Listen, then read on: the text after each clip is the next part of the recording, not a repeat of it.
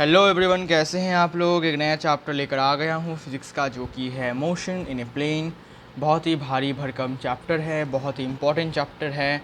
ठीक है, तो इस चैप्टर का आपको एकदम भी अंडर एस्टिमेट नहीं करना है, अच्छे से समझना है। अगर कहीं पर कुछ भी डाउट हो तो बताना है, जिससे कि आपको पता चले कि आप इस चैप्टर में कहीं अटक तो नहीं रहे हो, या फिर कुछ कॉन्सेप्ट्स आपको समझ में तो नहीं आ रहा है, ऐसा ना हो। ठीक है, सो मोशन इन ए प्लेन मतलब कि यहाँ पर टू डायमेंशनल मोशन की हम बात करेंगे, और कुछ कुछ केसेस में हम थ्री डायमेंशनल का भी फॉर्मूला देख लेंगे। ठीक है, लेकिन ज़्यादातर इस चैप्टर में हम 2D मोशन की ही बात करते हैं। और इस चैप्टर के स्टार्टिंग में हमें वेक्टर्स का पूरा, you can say, vast one kind of vast information, vast concept हमें सीखना होता है सबसे पहले। बिकॉज इस चैप्टर में मोशन इन ए 2D, ठीक है, मोशन इन 2D में हमें सबसे पहले वेक्टर्स को सीखना होता है, बिकॉज इसका एप्लीकेशन ही हमें इस चैप्टर में मिलता है। और सबसे इम्पॉर्टेंट बात यह है कि यहाँ पर आपको वेक्टर्स में ही पूरा, you can say, half portion of the chapter आपको मिलेगा। ठीक है, जो चैप्टर मतलब बना हुआ है 50% वेक्टर का है और 50% projectile, circular motion, etcetera etcetera, जो भी चीज़ें हैं वो है। तो इसीलिए आपको पहले तो वेक्टर को एकदम मजबूत करना होगा, और फिर जाके आपको प्रोजेक्टाइल में आप एंटर करोगे, फिर बाकी जो चीज़ें आएंगी वो हमें देखने होंगी। ठीक है, सो जो मैं बोलता हूँ वो आपको अच्छे से समझना होगा। और जो मैं मतलब कहीं पर अगर मैं आपको बोल रहा हूँ कि ये वाला इंपॉर्टेंट है, तो आपको नोट करना होगा, मार्क करना होगा कि हाँ भाई ये इंपॉर्टेंट बात है, इसको याद रखना होगा, भूलना नहीं है, रिवाइज़ करना होगा। अगर भूल गए मतलब रिवाइज़ करना होगा, और अगर याद रह जाता है मतलब आपको समझ में आ गया कि हाँ भाई ये कॉन्सेप्ट मेरे दिमाग में रिटेन हो चुका है। मेरा दिमाग जो है, मेरा जो ब्रेन है, ये इस नॉलेज को हमेशा रखेगा। लेकिन आपको रिवाइज़ भी करते रहना होगा, बिकॉज हमेशा इन्फॉर्मेशन को रिटेन नहीं रख पाएगा। ठीक है, ब्रेन का भी एक कैपेबिलिटी होता है। सो क्या करें, स्टार्ट करें। Okay, so motion in plane start करने से पहले हमें बात करना होगा स्केलर एंड वेक्टर क्वांटिटी के बारे में। तो डेफिनेशन आपको पता ही है, स्केलर और वेक्टर किसे कहते हैं। सो फिर से हम इसके बारे में थोड़ा बातचीत कर लेते हैं। ठीक है, कोई दिक्कत वाली बात नहीं है।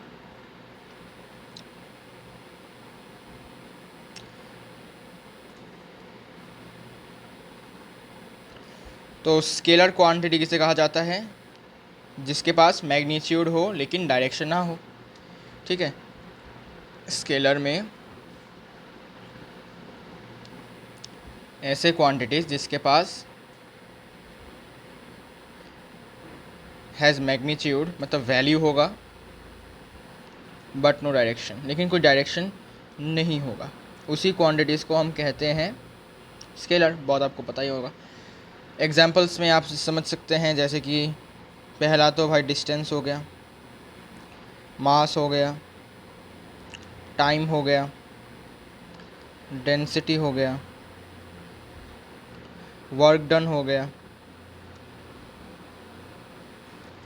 फिर स्पीड हो गया,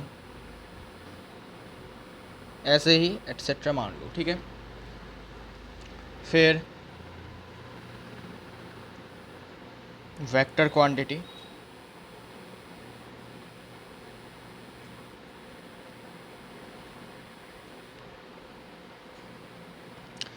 ऐसे क्वांटिटीज़ जिनके पास मैग्नीट्यूड भी होता है और आपका डायरेक्शन भी होता है, लेकिन सिर्फ ये लिखने से नहीं काम चलेगा। ठीक है, ये लिखने से सिर्फ काम नहीं चलेगा, हमें एक और स्टेटमेंट लिखना होता है, एक और लाइन लिखना होता है, या फिर एक और फ्रेज़ लिखना होता है। क्या? And follows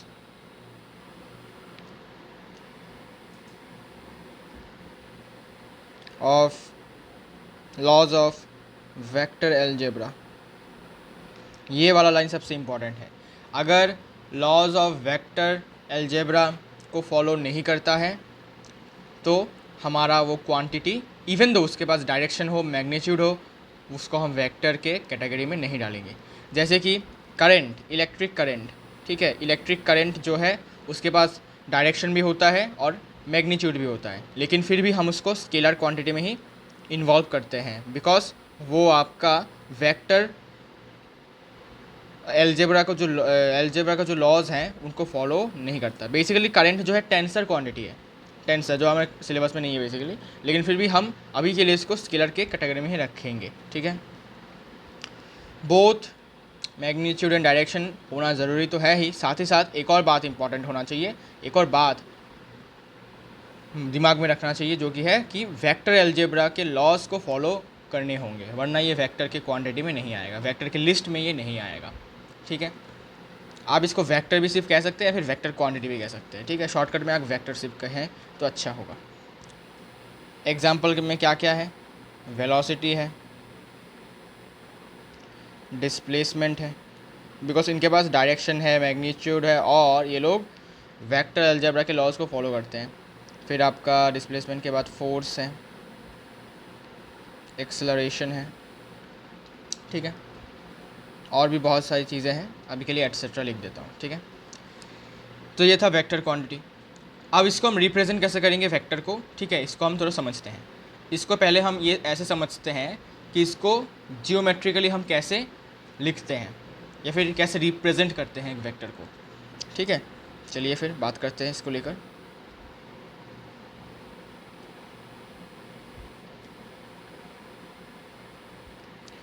geometrical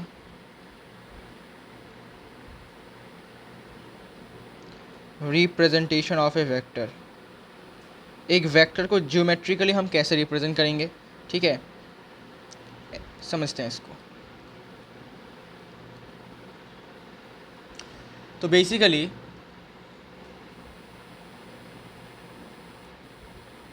A vector quantity,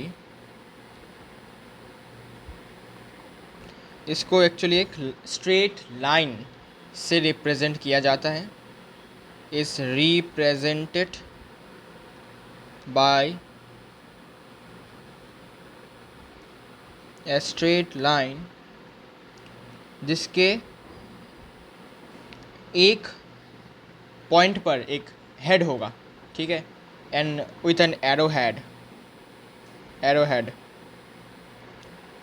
over it, ठीक है। एक तरफ एक हेड होगा तीर की तरह, जैसे तीर में आपने देखा होगा एक तरफ एक हेड होता है, वैसे ही वेक्टर को भी हम ऐसे ही रिप्रेजेंट करते हैं, ठीक है।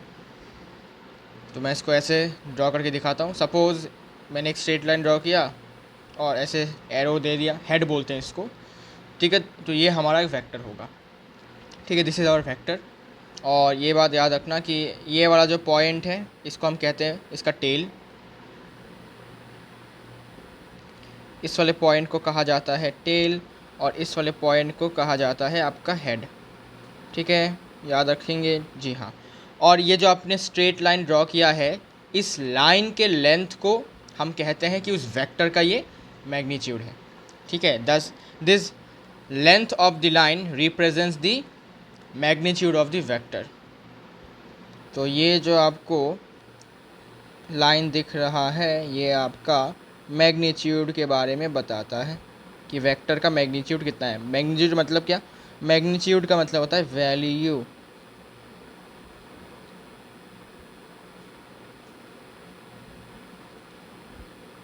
ठीक है, समझे, ओके। तो इसको हम ऐसे लिखते हैं। और डायरेक्शन भी ये रिप्रेजेंट करता है, जैसे एरोज इस तरफ है उस तरफ इसका डायरेक्शन होता है। जैसे कि अगर मैंने इसको ऐसे ड्रॉ किया, इसका मतलब जो वेक्टर है उसका डायरेक्शन ईस्ट की तरफ है। और अगर मैं इसको ऐसे ड्रॉ करूँ मतलब ये वेस्ट की तरफ है वेक्टर, ऐसे ड्रॉ करूँ तो ये नॉर्थ की तरफ, ऐसे ड्रॉ करूँ तो साउथ की तरफ, ठीक है ना। अच्छा, सो डायरेक्शन आपका इस तरफ है, डायरेक्शन आपका इस तरफ है, ठीक है, ओके। डायरेक्शन आपका ऐसे कह सकते हो, डायरेक्शन आपका इस तरफ है, या फिर ऐसे ही कह सकते हो डायरेक्शन आपका इस तरफ है, ठीक है, ओके। इसको टिल्ट कर देता हूँ ऐसे, ठीक है, ऐसे लिख लो, ओके। सो वेक्टर को कुछ ऐसे एरो के मदद से ज्योमेट्रिकली रिप्रेजेंट किया जाता है, ठीक है। अब हम हमेशा तो ऐसे ड्रॉ नहीं कर सकते कॉपी में कि ऐसा लिखें फिर फोर्स एक वेक्टर ऐसे लिखेंगे, ठीक है ना, ऐसा हमारा फोर्स एक वेक्टर है ऐसे। तो इसको शॉर्ट तरीके से सिम्बलिकली इसको एक और तरीके से भी रिप्रेजेंट किया जाता है। ठीक है, उससे पहले एक और लाइन लिखो, द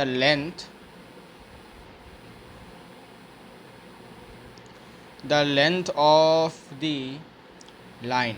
इस लाइन का जो लेंथ है वो हमें वेक्टर के मैग्नीट्यूड के बारे में बताता है। Give the magnitude of the vector, gives the magnitude of the vector and जो आपका हेड है, the arrow head gives the direction, और एरो हेड आपको डायरेक्शन के बारे में बताता है, गिव्स द डायरेक्शन। ठीक है, ओके। नाउ बात ये है, ये तो जियोमेट्रिकल रिप्रेजेंटेशन है। अब वेक्टर को शॉर्ट सिंबलिकली रिप्रेजेंट करने का भी एक तरीका होता है जिसको हम वेक्टर नोटेशन बोल सकते हैं। Vector notation, vector notation. ठीक है, वेक्टर नोटेशन की बात हम अभी करेंगे। तो वेक्टर नोटेशन बेसिकली कैसे होता है, देखो। ए vector is represented by single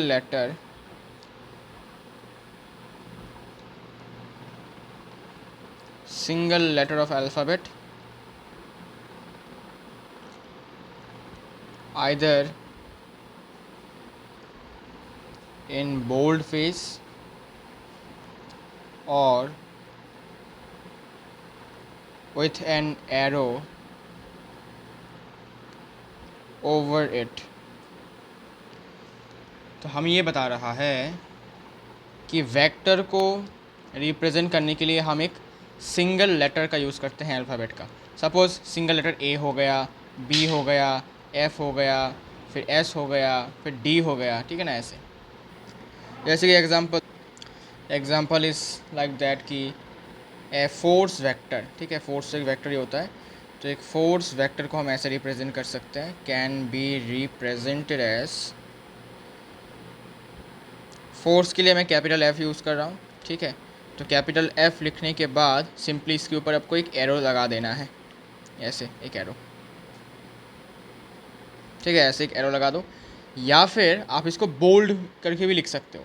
ठीक है, बोल्ड करके लिखोगे या फिर ऊपर एक एरो लगा दोगे, इसका मतलब आप वेक्टर को मीन कर रहे हो। तो बोल्ड करके कैसे लिखेंगे, बस ऐसे मोटा करके लिख दो, ऐसे। ठीक है, तो इसको भी हम वेक्टर फोर्स वेक्टर ही मानेंगे। लेकिन ज़्यादातर बुक्स में आपको ऐसे ही देखने को मिलता है, बिकॉज बोल्ड अब कैसे करोगे भाई, बोल्ड करने में तो टाइम लग जाएगा। ऐसे करके आप लिखोगे, ठीक है, आपका पेन का जो विड्थ होता है, थिकनेस इतना होता है, फिर आप इसको थोड़ा सा ऐसे बोल्ड करोगे तो टाइम लग जाएगा। इसलिए आप बेसिकली ऐसे एफ लिख के एरो दे देता हो, तो सब समझ जाते हैं कि हाँ आप फोर्स वेक्टर की बात कर रहे हो। ठीक है, तो दो तरीके से आप इसको लिख सकते हैं, या तो आप इसको बोल्ड करके लिखो, या तो आप इसको ऐसे अल्फ़ाबेट के ऊपर एक तीर लगा दो। ठीक है, अच्छा, इसके बाद ये था आपका वेक्टर को लिखने का तरीका, सिम्बलिकली एकदम छोटा तरीके से। ठीक है, और ये था आपका ज्योमेट्रिकल तरीका, एकदम ड्रॉ करके। ठीक है, ओके। इसके बाद आपका फिर डिफरेंस देख लेते हैं, स्केलर और वेक्टर के बीच में क्या डिफरेंस होता है। Difference between scalar and vector.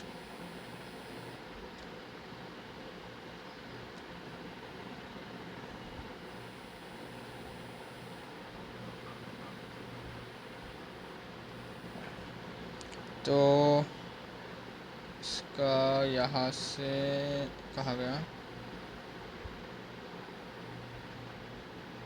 Okay. पहला है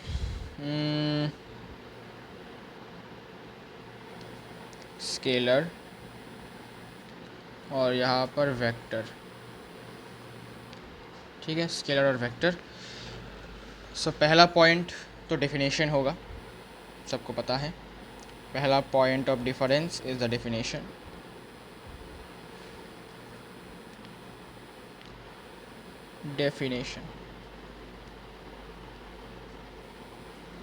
दूसरा पॉइंट जो है वो इम्पोर्टेंट है, दूसरा पॉइंट क्या है, थोड़ा वेट, दूसरा पॉइंट ये है कि स्केलर क्वांटिटी जो है वो कब चेंज हो सकता है, जब आप उसके मैग्नीट्यूड को चेंज करोगे। ठीक है, तो ये एक इम्पॉर्टेंट पॉइंट लिखो, scalar quantities change with change in their magnitude only.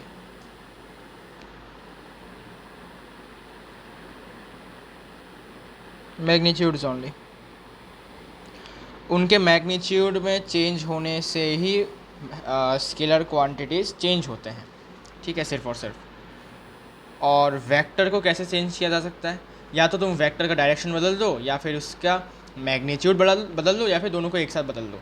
तो तीनों में से कोई भी एक करोगे तो वेक्टर बदल जाएगा, vector quantity will change. So vector quantities change either with the change in magnitude or with the change in direction or both। ठीक है, या तो डायरेक्शन चेंज करो, या तो मैग्नीट्यूड चेंज करो, या फिर दोनों के चेंज कर दो। इन तीनों केसेस में ही आपका वेक्टर क्वांटिटी जो है वो चेंज होगा। जैसे कि अगर मैंने ऐसा एक वेक्टर लिखा ऐसा, ठीक है, तो this is one vector F and this is another vector A. तो देख सकते हो मैंने जो दोनों का जो वेक्टर है उनका मैंने मैग्नीट्यूड भी चेंज किया और डायरेक्शन भी चेंज किया। अब ऐसा भी हो सकता है कि मैंने सिर्फ और सिर्फ मैग्नीट्यूड चेंज किया, तो मैंने सिर्फ और सिर्फ मैग्नीट्यूड चेंज किया, डायरेक्शन मैंने सेम रखा, तब भी वेक्टर अलग अलग होंगे। This vector and this vector are totally different. और ऐसा भी हो सकता है कि मैंने इस वेक्टर को इस तरफ रखा, अब मैग्नीट्यूड को मैंने सेम रखा लेकिन डायरेक्शन बदल दिया, तब भी ये दोनों वेक्टर्स आपके डिफरेंट वेक्टर्स हो जाएंगे। ठीक है, तो एक हो सकता है आपने मैग्नीट्यूड को चेंज किया हो, जैसे कि मैंने यहाँ पर मैग्नीट्यूड चेंज किया, डायरेक्शन सेम रखा, और हो सकता है आपने डायरेक्शन को चेंज किया हो, मैग्नीट्यूड को सेम रखा, या फिर दोनों को किया है। तो इन तीनों केसेस में ही आपका वेक्टर चेंज होगा ही होगा। ठीक है, अच्छा, इसके बाद third point of difference is, आपका स्केलर क्वांटिटी को हम ऐड सब्ट्रैक्ट कर सकते हैं नॉर्मल अलजेब्रा के रूल्स के साथ, जो हम बचपन से पढ़ते आ रहे हैं। ठीक है, so scalar quantities can be added और सब्ट्रैक्टेड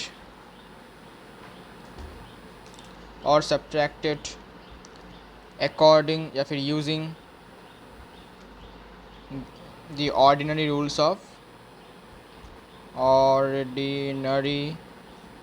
ऑफ अलजेब्रा। ठीक है, ऑर्डिनरी रूल्स की मदद से प्लस माइनस सब कर सकते हैं, 1 + 1 2 ऐसे करके, या फिर कह सकते हो कि 5 मीटर प्लस 10 मीटर डिस्टेंस थे, तो मैंने इसको ऑर्डिनरी प्लस कर दिया, 15 मीटर हो गया। ठीक है, माइनस भी कर सकते हो, लेकिन वेक्टर को हम ऐसे एल्जेब्रिकली नहीं कर सकते प्लस माइनस, उसके लिए हमें स्पेशल लॉज हमारे पास हैं, मल्टीप्लिकेशन के लिए अलग, प्लस माइनस के लिए अलग। ठीक है ना, so vector quantities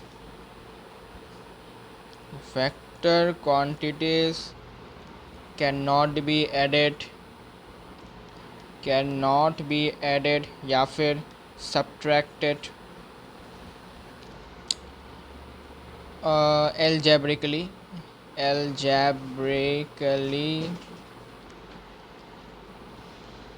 there are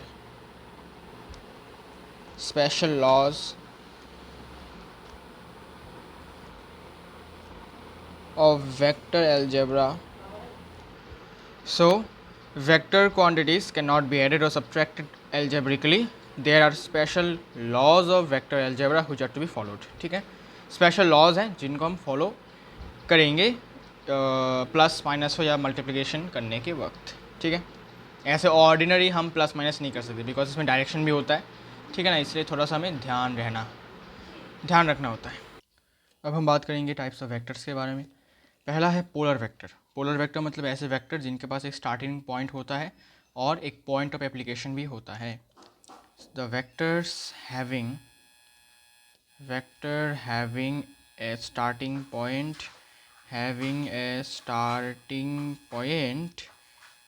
point और कह सकते हो a point of application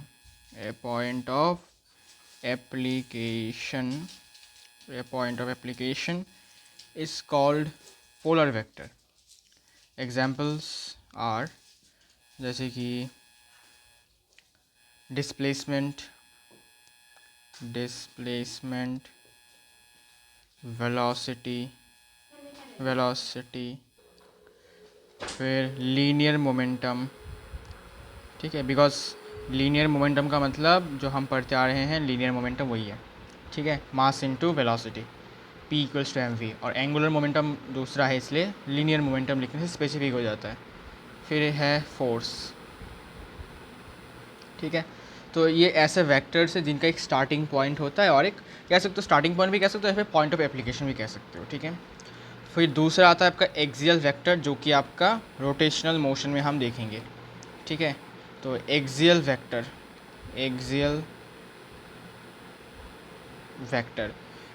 vector का मतलब ऐसे वेक्टर्स, ठीक है, जो एक रोटेशनल इफेक्ट शो करेंगे जब तुम इनको अप्लाई करोगे, या फिर कह सकते हो जब ये वेक्टर यूज़ होता है कहीं पर भी।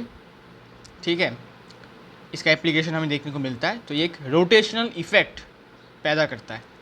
ठीक है, और ये एक्सिस ऑफ रोटेशन के अलोंग ये वेक्टर जो है ये काम करता है। ठीक है, तो ये ऐसे वेक्टर्स हैं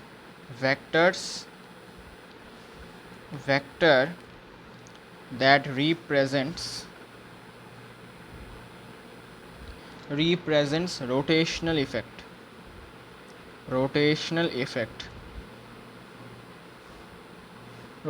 effect and act along the axis of rotation.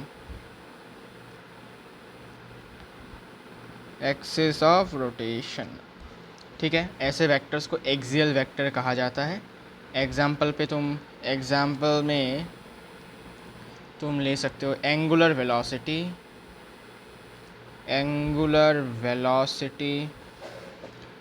Torque, नाम तो सुना ही होगा, जिसको एक और नाम से भी बोला जाता है मोमेंट ऑफ फोर्स, और दूसरा है एंगुलर मोमेंटम। और भी बहुत सारे हैं लेकिन अभी के लिए इतना ही, जो तुमको टर्म्स पता है वो मैं बता रहा हूँ। एंगुलर वेलोसिटी, एंगुलर मोमेंटम, और दूसरा है टॉर्क। ये ऐसे वेक्टर्स हैं जो एक रोटेशनल इफेक्ट पैदा करते हैं जब भी किसी भी बॉडी पर इनका इफेक्ट हमें देखने को मिलता है। ठीक है ना, जब भी हम किसी भी बॉडी पर टॉर्क लगता है किसी बॉडी पर, तो वो रोटेट करता है। ठीक है, तो इसलिए इस वेक्टर को एक्सियल वेक्टर के कैटेगरी में रखा गया है। ठीक है, ये तो है टाइप्स ऑफ वेक्टर्स। फिर कुछ डेफिनेशंस आपको जानना पड़ेगा वेक्टर एल्जेब्रा से पहले। क्या क्या है? सम definitions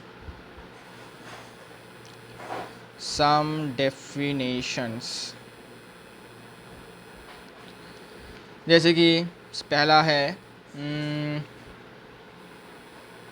equal vectors.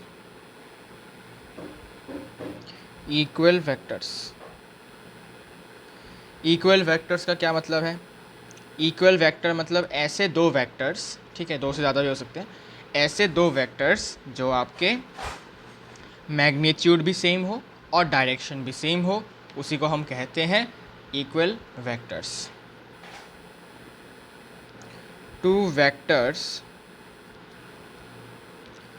Are said to be equal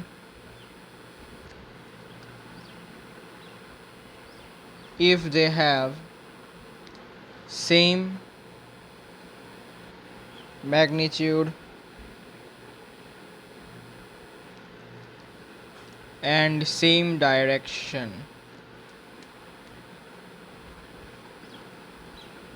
same magnitude हो और सेम डायरेक्शन अगर हो तो बेसिकली इन्हें हम कहते हैं इक्वल वेक्टर्स. ठीक है, जैसे कि आप ऐसे समझ सकते हैं कि सपोज़ मैंने एक वेक्टर ड्रॉ किया है इस तरफ, इस डायरेक्शन में. सपोज़ इस वेक्टर का नाम है, तो बेसिकली मैंने सपोज़ 10 न्यूटन का एक फोर्स लगाया इस तरफ. ठीक है, बिकॉज फोर्स तो वेक्टर होता है. ओके, और सेम फोर्स, ठीक है, एकदम सेम फोर्स. देखो मैं एकदम डुप्लीकेट कॉपी कर रहा हूँ. सेम फोर्स सेम मैग्नीट्यूड का मैंने फिर से लगाया, इसी डायरेक्शन में लगाया. ठीक है, same magnitude same force same direction. तो ऐसे वेक्टर्स को हम इक्वल वेक्टर कह सकते हैं. अब हो सकता है तुमने इस तरफ लगाया, हो सकता है किसी ने इस तरफ लगाया, कोई दिक्कत वाली बात नहीं है. सपोज इस तरफ लगाया 6 न्यूटन का. ठीक है, तो बेसिकली इसको कॉपी कर लो, एकदम कॉपी डिट्टो कॉपी होना चाहिए. ठीक है, मैग्नीट्यूड सेम होना चाहिए, याद रखना. डायरेक्शन भी सेम होना चाहिए, मैग्नीट्यूड भी सेम होना चाहिए, तभी इनको हम इक्वल वेक्टर्स बोल सकेंगे. ठीक है, देखो समझ में आ गया होगा आपको. फिर नंबर 2 पर आता है नेगेटिव वेक्टर्स. ठीक है, नेगेटिव वेक्टर का मतलब होगा कि मैग्नीट्यूड तो सेम है लेकिन डायरेक्शन ऑपोजिट होगा. ठीक है, सो नेगेटिव वेक्टर्स मतलब ऐसे वेक्टर्स जिनका मैग्नीट्यूड सेम है लेकिन ऑपोजिट डायरेक्शन है. ठीक है, तो मैं इसको कॉपी कर लेता हूँ, ऐसे कॉपी कर लेता हूँ जिससे कि बार बार मुझे ना लिखना पड़े. ठीक है ना, टाइम बचाने के लिए. 2 vectors are said to be negative. 2 vectors are said to be negative if they have same magnitude but opposite direction. ठीक है, जैसे कि एग्जांपल के तौर पे इस तरफ मैंने एक फोर्स लगाया. ठीक है, 10 न्यूटन का, और सेम फोर्स, देखो सेम मैग्नीट्यूड का फोर्स, एकदम देखो सेम मैग्नीट्यूड का फोर्स है, लेकिन मैंने इसको किस तरफ लगाया, सेम मैग्नीट्यूड का फोर्स मैंने लगा दिया इस तरफ.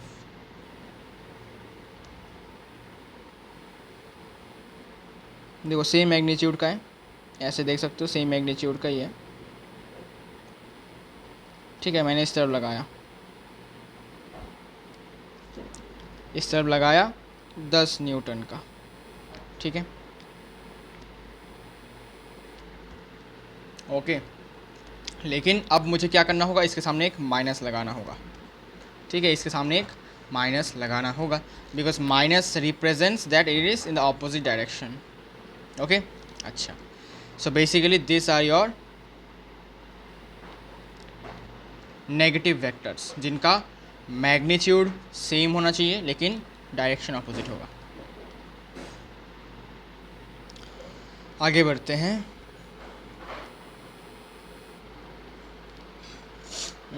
नंबर 3 पे है पैरेलल वेक्टर्स. पैरेलल वेक्टर्स, तो पैरेलल वेक्टर का मतलब ऐसे वेक्टर्स जिनका मैग्नीट्यूड जो है वो डिफरेंट है और साथ ही साथ डायरेक्शन क्या है, ऑपोजिट है.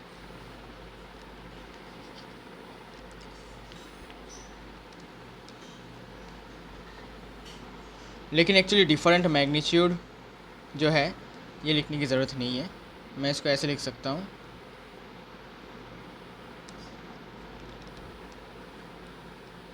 सिर्फ ऐसे.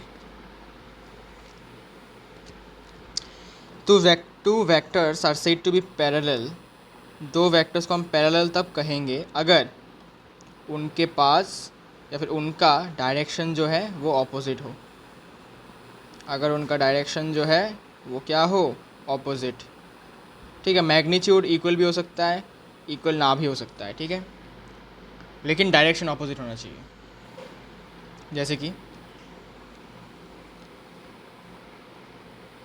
सॉरी, डायरेक्शन ऑपोजिट बोल रहा हूँ, डायरेक्शन सेम होना चाहिए, पागल, सेम डायरेक्शन होना चाहिए. ठीक है, मैग्नीट्यूड सेम भी हो सकता है या डिफरेंट भी हो सकता है, इसलिए मैंने मैग्नीट्यूड के बारे में कुछ लिखा नहीं है, ठीक है।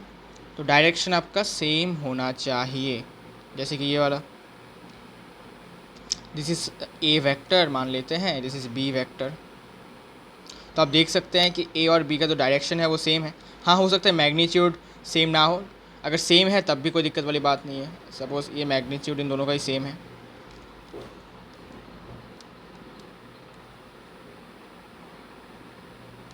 देखो दोनों वेक्टर्स का मैग्नीट्यूड भी सेम है और डायरेक्शन भी सेम है, तब भी हम इनको पैरेलल वेक्टर्स भी कह सकते हैं या फिर इक्वल वेक्टर भी कह सकते हैं, ठीक है। या फिर अब मैंने सपोज़ डायरेक्शन बदल दिया, इस तरह बनाया,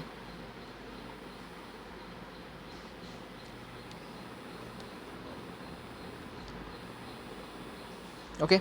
डायरेक्शन सेम होना चाहिए बस, बाकी मैग्नीट्यूड सेम हो भी सकता है या फिर ना भी हो सकता है, इसमें आपको कोई ज़्यादा टेंशन नहीं लेने का मैग्नीट्यूड के बारे में। बस पैरेलल वेक्टर में याद रखना कि दोनों का डायरेक्शन सेम होना चाहिए, the direction should be the same.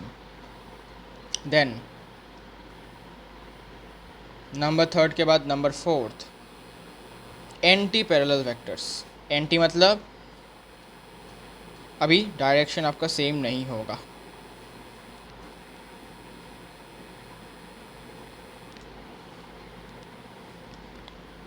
सो लिखिए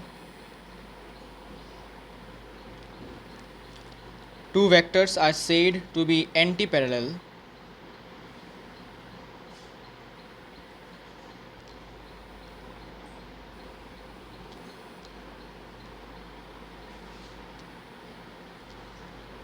two vectors are said to be anti-parallel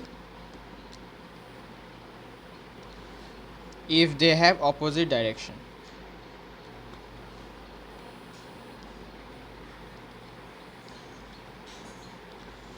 इसमें होगा anti parallel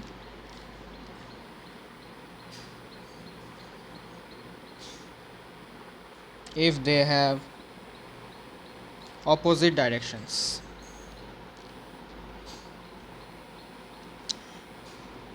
like this,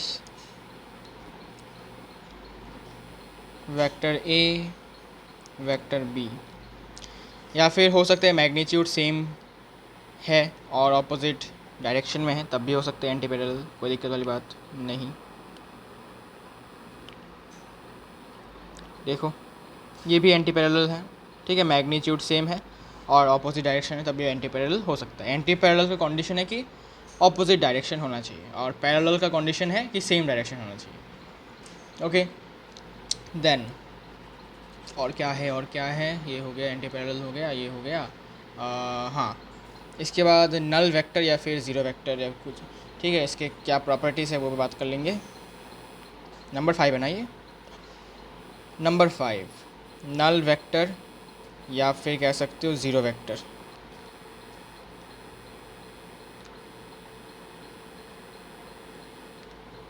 null vector या फिर ज़ीरो वेक्टर, तो बेसिकली ऐसे वेक्टर जिसका मैग्नीट्यूड ज़ीरो हो और डायरेक्शन आर्बिट्रेरी हो। आर्बिट्रेरी मतलब कोई भी डायरेक्शन हो सकता है। अगर मैं एक डॉट आपको ड्रॉ कर दूँ यहाँ पर डॉट, तो ये एक वेक्टर है। कैसा वेक्टर? Zero vector. क्यों? बिकॉज इसका कोई मैग्नीट्यूड नहीं है। हमें पता है कि एक डॉट का कोई लेंथ नहीं होता, कोई डायमेंशन नहीं होता, ठीक है, लेंथ ब्रेथ हाइट नहीं होता डॉट का। तो बेसिकली इसको मैं अगर एक वेक्टर मान लूँ ए वेक्टर, तो बेसिकली इसका मैग्नीट्यूड क्या है? कुछ नहीं, zero. Magnitude is zero and the direction can be in direction. हो सकता है ये इसको इस तरह फेस कर रहा हो, ये इस तरह फेस कर रहा हो, बिकॉज हमें तो नहीं पता कि डॉट किस तरह फेस कर रहा है, तो इसका डायरेक्शन आर्बिट्रेरी हो सकता है, लेकिन मैग्नीट्यूड शुड बी ज़ीरो, तभी इसको हम कह सकते हैं नल वेक्टर, ठीक है। ए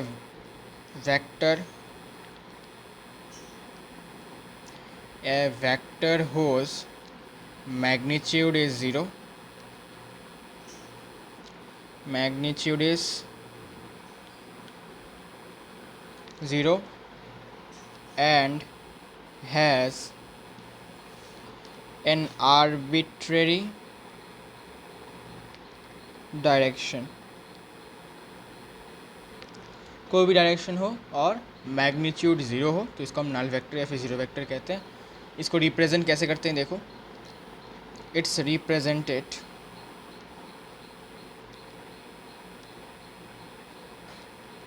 बाय ज़ीरो लिखकर एक एरो, ठीक है, ज़ीरो वेक्टर। और ज़ीरो वेक्टर कब मिलेगा आपको? ज़ीरो वेक्टर आपको तब मिलेगा जब आप एक वेक्टर से उसी को माइनस कर दो, ठीक है। जैसे कि if A vector is subtracted from itself, खुद से ही अगर इसको माइनस कर देते हो आप, itself, then we will get a null vector और ज़ीरो वेक्टर। जैसे कि अगर मैंने ए वेक्टर से ए वेक्टर को माइनस कर दिया तो मुझे ज़ीरो वेक्टर मिलता है या फिर नल वेक्टर मिलता है, ठीक है। अच्छा, क्या बात है, ये तो बहुत आसान सी बात है। जी हाँ।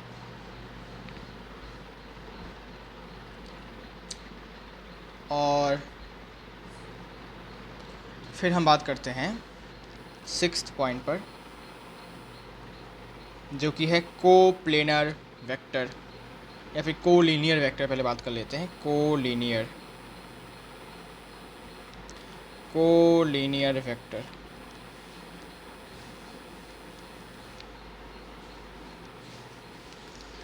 लेकिन उससे पहले एक काम करता हूँ, पैरेलल वेक्टर में एक और डायग्राम भी आपका पॉसिबल हो सकता है। कैसा?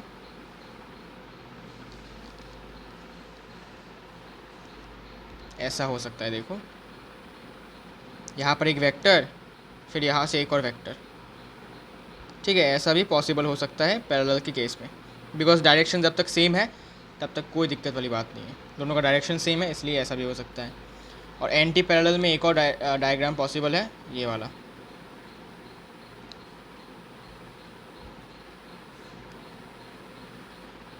ऐसा डायग्राम पॉसिबल है या फिर ऐसा भी पॉसिबल है।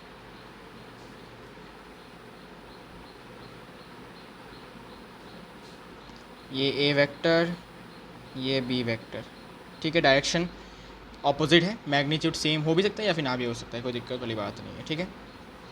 These are your negative vectors, oh sorry, these are your parallel vector and this is your anti parallel, okay. इनके कुछ और भी डायग्राम मैंने आपको अगर याद आ गया तो मैंने बता दिया।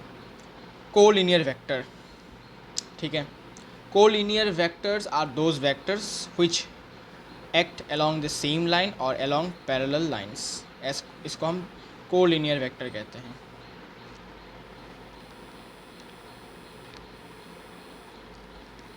The vectors which act along the same line or along parallel lines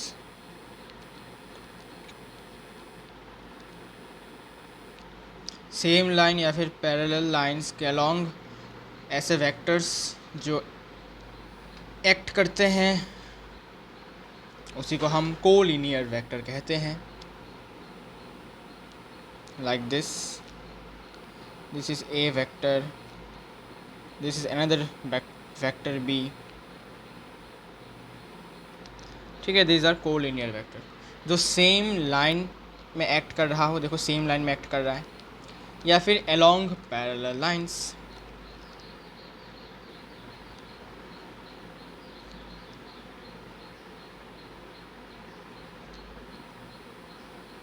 like this।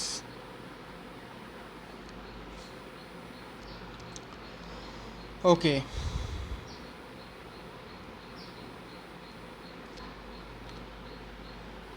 Seven number पर coplanar vector.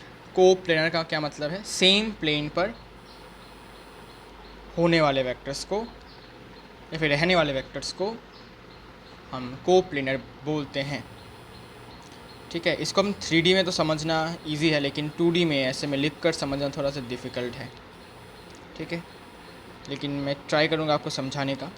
Coplanar vector, the vectors which act in the same plane,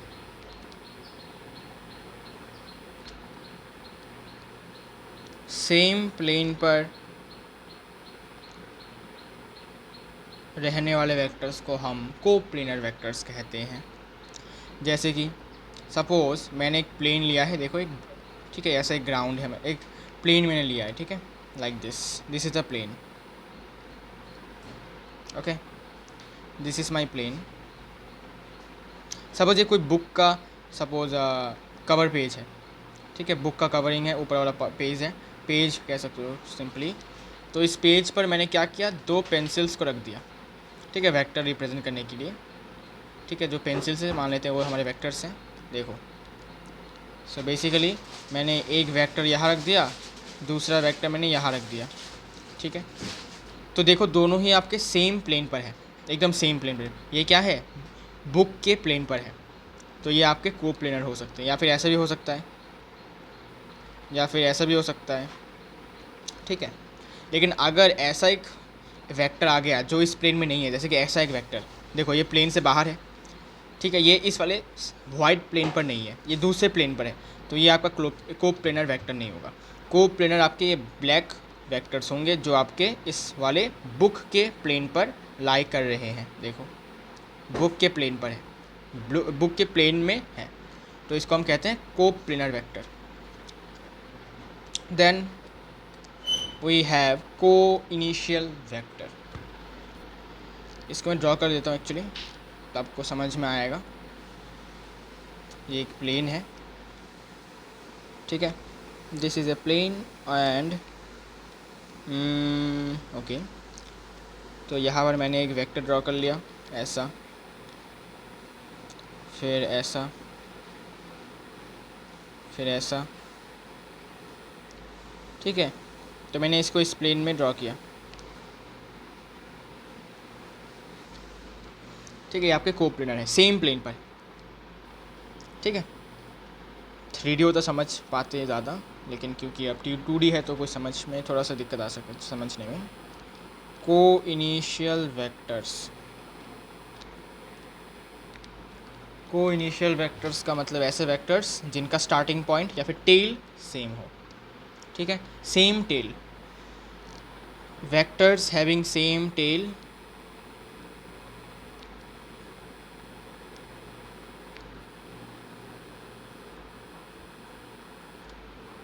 are called coinitial vector. Same tail मतलब same starting point, because एक vector start होता है अपने tell से और and होता है अपने हेड पर, तो जब उनका स्टार्टिंग पॉइंट मतलब टेल सेम होता है, ऐसे वेक्टर्स को हम को इनिशियल वेक्टर कहते हैं। जैसे कि ऐसे, ये एक वेक्टर, यहाँ पर एक और वेक्टर, यहाँ पर एक और vector,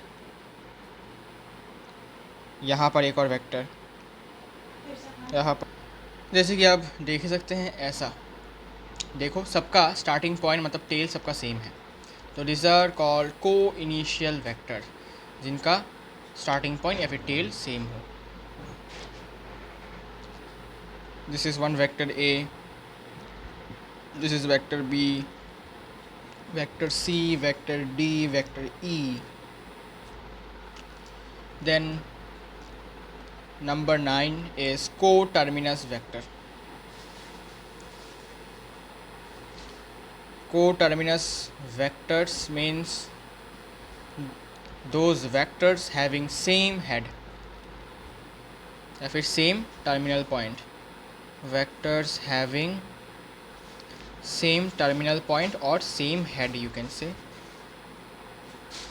because initial point is the tail and terminal means the end point is the head. So तुम इसको ऐसे ड्रॉ कर सकते हो,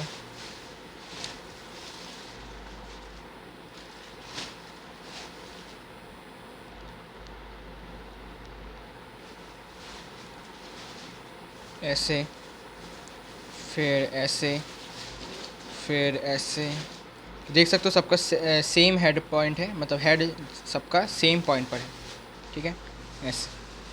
तो इस वेक्टर को ए वेक्टर बोलो, इसको बी वेक्टर बोल दो, इसको सी वेक्टर बोल दो, इसको डी वेक्टर बोल दो, इसको ई वेक्टर बोल दो, ठीक है। So this are your coterminous vectors having the same head, okay. Then आता है important modulus of a vector. किसी भी वेक्टर का मॉड्यूलस हमें क्या बताता है, ठीक है। Modulus of a vector,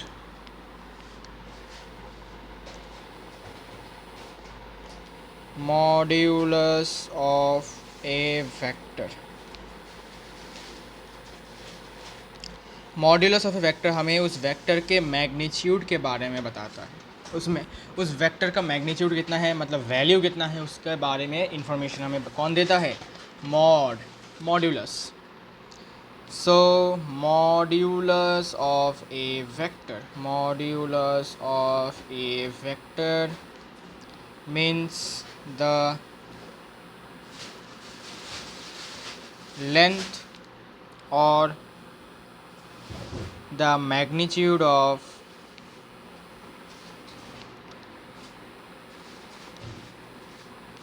a given vector, किसी भी वेक्टर का मैग्नीट्यूड या फिर लेंथ बोल सकते हो, उसके बारे में मॉड हमें बताता है। ठीक है, so basically magnitude of a vector, magnitude of a vector A मान लेते हैं, एक वेक्टर ए है जिसका मैग्नीट्यूड को हम मॉड से रिप्रेजेंट कर सकते हैं। देखो ऐसे वेक्टर ए लिख के मॉड लगा दो, इसका मतलब कि ये वेक्टर ए का मैग्नीट्यूड मांग रहा है, बोल रहा है। या फिर सिर्फ और सिर्फ आप ए लिख दो, ठीक है, एरो मत दो, तो वो भी रिप्रेजेंट करता है मॉड्यूलस को, ठीक है, मैग्नीट्यूड को। ठीक है, अगर आपको किसी भी वेक्टर का मैग्नीट्यूड निकालना है, बस वेक्टर एरो लगाकर मॉड लगा दो, या फिर सिर्फ और सिर्फ ए लिखो, एरो मत दो, तो वो भी मैग्नीट्यूड को ही रिप्रेजेंट करता है। ठीक है, नथिंग मच टफ। फिर आता है इम्पॉर्टेंट यूनिट वेक्टर। बहुत लोग परेशान, यूनिट वेक्टर क्या होता है, आराम से समझो यूनिट वेक्टर क्या होता है। Unit vector is nothing but direction. ठीक है, नाम इसका यूनिट वेक्टर है, लेकिन काम ये डायरेक्शन दिखाने का करता है। तो यूनिट वेक्टर हमें डायरेक्शन के बारे में बताता है, इसलिए हम इसको ऐसे भी कह सकते हैं कि ये बस हमें डायरेक्शन बता रहा है, मैग्नीट्यूड के बारे में नहीं बताएगा, बिकॉज इसका मैग्नीट्यूड 1 होता है। So a unit vector is ए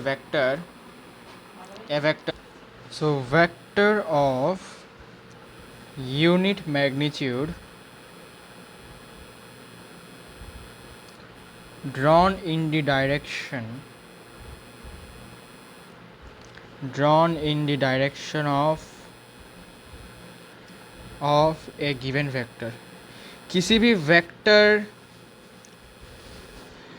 कौन से डायरेक्शन में है, उस डायरेक्शन को रिप्रेजेंट करने के लिए हम एक यूनिट वेक्टर का यूज़ करते हैं।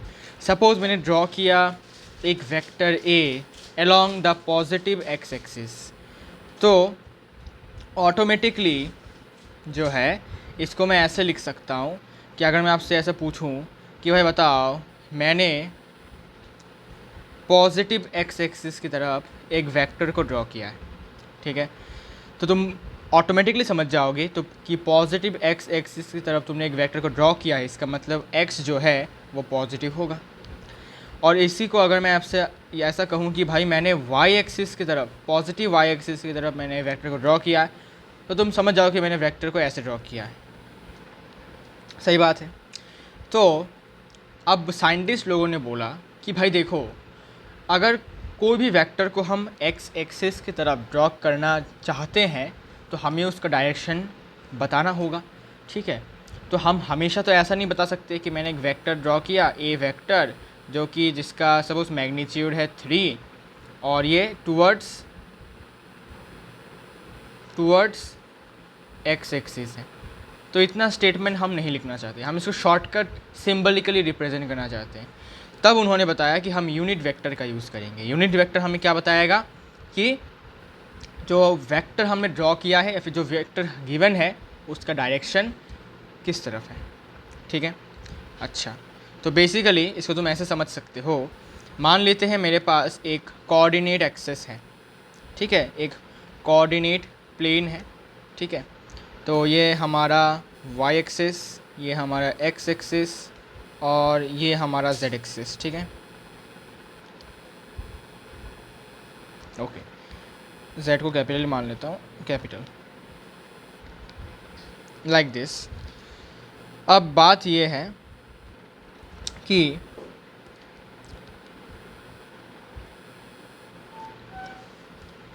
सपोज़ मैंने एक पॉइंट लिया है यहाँ पर, ठीक है, जिसका कोऑर्डिनेट है, ये ओरिजिन है और इसका कोऑर्डिनेट है, मान लेते हैं सपोज़ 5,2,3, ठीक है, this is the coordinate of this point. Now I want to write it using the vector. तो हम क्या करेंगे, सबसे पहले मुझे बताओ यहाँ पर x कोऑर्डिनेट क्या है 5, y कोऑर्डिनेट क्या है 2, z कोऑर्डिनेट क्या है 3, और हमें ये भी पता है कि x कोऑर्डिनेट का मतलब डिस्टेंस फ्रॉम y एक्सिस, मतलब मैंने x एक्सिस पर कितना मीटर चला, कितना यूनिट चला, मैंने x एक्सिस पर 5 यूनिट चला, 1 2 3 4 5, 1 2 3 4 5 करके मैं यहाँ पर पहुँचा इस वाली जगह पर। फिर मैंने वहाँ से y एक्सिस में 2 कदम और चला, तो y एक्सिस पे 2 कदम और चला 1 2, तो 1 2 यहाँ पर गया, ठीक है। फिर वहाँ से z एक्सिस पे मैंने 3 कदम और लिए। z एक्सिस कौन सा है, z एक्सिस मतलब अंदर या फिर बाहर, x एक्सिस मतलब इस तरफ, y एक्सिस मतलब ऐसे ऊपर की तरफ, और z एक्सिस मतलब या तो इनवर्ड्स या फिर आउटवर्ड्स, ठीक है, या तो वॉल के अंदर या फिर वॉल के बाहर, उसको हम z एक्सिस कहते हैं, ठीक है। अच्छा, तो ये जो 3 है ये आपका, सपोज़ 3 आपका बाहर की तरफ इस तरफ आया, ठीक है, 3 आपका बाहर की तरफ ऐसे आया, ठीक है, मैं तो दिखाने पाऊँगा 2D में, तो समझ जाओ कि बाहर की तरफ 3 पर आया z एक्सिस, ओके। अच्छा, अब इसको हम बेसिकली ऐसे डिनोट कर सकते हैं कि पोजीशन ऑफ पॉइंट ए को मैं ऐसे लिख सकता हूँ कि नहीं बताओ, कि 5 unit towards positive x axis, because मैं 5 यूनिट किस तरफ चला, पॉजिटिव x एक्सिस तरफ चला, इसलिए इसका कोऑर्डिनेट x कोऑर्डिनेट 5 है, प्लस मैं 2 यूनिट y कोऑर्डिनेट की तरफ चला, y एक्सिस की तरफ, पॉजिटिव y एक्सिस, तो 2 कदम मैंने 2 यूनिट मैंने लिया पॉजिटिव y एक्सिस की तरफ, और अगला 3 कदम मैंने लिया पॉजिटिव z एक्सिस की तरफ, और अगला 3 कदम मैंने लिया पॉजिटिव z एक्सिस की तरफ। तो इसको मैं ऐसे लिख सकता हूँ, जी हाँ। अब इसी x एक्सिस को, y एक्सिस को, z एक्सिस को ईजीली समझने के लिए हमने इसको कुछ वेक्टर के फॉर्म में लिखने की कोशिश की। कैसे, जैसे कि पॉजिटिव x एक्सिस हो, ठीक है, पॉजिटिव x एक्सिस की तरफ मैं मूव कर रहा हूँ, इसको मैंने वेक्टर से डिनोट किया, मैंने नहीं, साइंटिस्ट लोगों ने, ठीक है, मैंने तो इसमें कोई कुछ नहीं किया है। तो बेसिकली इन्होंने बताया कि भाई अब से x एक्सिस को मैं आई कैप का नाम दूंगा, आई कैप, ठीक है, इसको ऐसे लिखते हैं आई कैप, ठीक है। टोपी बनाते हैं, टोपी पहना मतलब कि वो डायरेक्शन बता रहा है, याद रखना, टोपी पहनना मतलब वो डायरेक्शन बता रहा है। और मैं पॉजिटिव y एक्सिस को अब से डिनोट करूँगा जे कैप से, जे लिख कर कैप, ठीक है, जे आपको लिखना आता है, उसके कैप, टोपी पहना दिया। और पॉजिटिव z एक्सिस को मैं अब से डिनोट करूँगा के कैप, के ऊपर एक टोपी पहना दिया, के कैप। इसका मतलब अब जब भी मैं आपको ऐसा लिखता हुआ दिखूँगा कि 5 आई कैप, तब आपको समझना होगा कि मैंने 5 कदम लिया है किसकी तरफ, पॉजिटिव x एक्सिस की तरफ। ये ऐसे आपको दिमाग में ऑटोमेटिकली विजुअलाइज आपको करना होगा कि 5 आई बोल रहा है, मतलब 5 कदम उसने x एक्सिस की तरफ लिया। अब प्लस कर लूँ मैं, सपोज 2 जे कैप, इसका मतलब मैंने पहले 5 कदम x एक्सिस की तरफ लिया है, पॉजिटिव x एक्सिस की तरफ लिया, फिर और 2 कदम मैंने पॉजिटिव y एक्सिस की तरफ लिया है, इसलिए 2 जे कैप, फिर प्लस 3 के कैप। इसका क्या मतलब हुआ, इसका ये मतलब हुआ कि मैंने पहले पॉजिटिव x एक्सिस की तरफ 5 कदम लिया, फिर पॉजिटिव y एक्सिस की तरफ 2 कदम लिया, और फिर पॉजिटिव z एक्सिस की तरफ मैंने 3 कदम और लिए, और फाइनली मैं पहुंच गया एट पॉइंट ए, ठीक है। अच्छा, तो इसी को मैं अब ऐसे रिप्रेजेंट कर सकता हूँ, पॉइंट ए को मैं ऐसे रिप्रेजेंट कर सकता हूँ 5 आई कैप प्लस 2 जे कैप प्लस 3 के कैप। क्या बात है, ठीक है। अब मैं चाहता हूँ कि पॉइंट ए से मैं ए तक एक वेक्टर ड्रॉ कर लूँ, ठीक है, ड्रॉ कर लो, कोई दिक्कत वाली बात नहीं है, ठीक है। ऐसे तो मैंने इसको मान लिया कि ये हमारा ए वेक्टर है, ठीक है, जो भी बोलो। तो मैंने वेक्टर ए को कुछ ऐसे रिप्रेजेंट किया, ठीक है। इसको एक्चुअली वेक्टर ए लिखना गलत होता है, इसको एक्चुअली ओ ए लिखना होता है, ठीक है। ये हमारा इनिशियल पॉइंट और ये हमारा फाइनल पॉइंट, ठीक है। तो बेसिकली जब मैं 5 कदम एक्स एक्सिस की तरफ लूँगा, 2 कदम वाई एक्सिस पर लूँगा और 3 कदम जेड एक्सिस पर लूँगा, तब जाके मैं पॉइंट ए पर पहुँचूँगा। इसका मतलब ये होता है। और हमारे वर्ल्ड में, यूनिवर्स में इनफाइनाइट नंबर ऑफ डायरेक्शंस होती हैं, हमने सिर्फ और सिर्फ कुछ ही पढ़े हैं। North, south, west, east, north east, south east, west, north west, south west, सिर्फ 6, ठीक है। इससे भी ज़्यादा इनफाइनाइट तरीके के डायरेक्शंस होते हैं, लेकिन मेनली हम 3 डायरेक्शंस पढ़ते हैं। एक तो है पॉजिटिव एक्स एक्सिस की तरफ वाई आई कैप, पॉजिटिव वाई एक्सिस की तरफ जे कैप और पॉजिटिव जेड एक्सिस की तरफ क्या के कैप।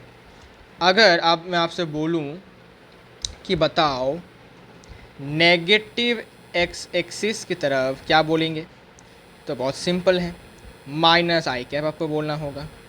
अगर मैं आपसे बोलूं माइनस वाई एक्सिस की तरफ आपको बताना होगा, तो आप क्या बोलेंगे? आप बोलेंगे वाह भाई वाह, क्या बात है, माइनस जे कैप बोल दूँगा।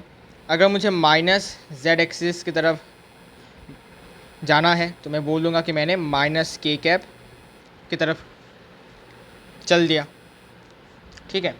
अच्छा, सो बेसिकली ये आपके डायरेक्शंस हैं। अब इसका यूनिट कितना होता है, इस वेक्टर का यूनिट कितना होता है, सॉरी, इस वेक्टर का मैग्नीट्यूड कितना होता है, 1 होता है। मतलब आप जितना कदम एक्स एक्सिस की तरफ लेते हो, उतना कदम आप ऐसे कह सकते हो कि आप उतना आई कैप ले रहे हो।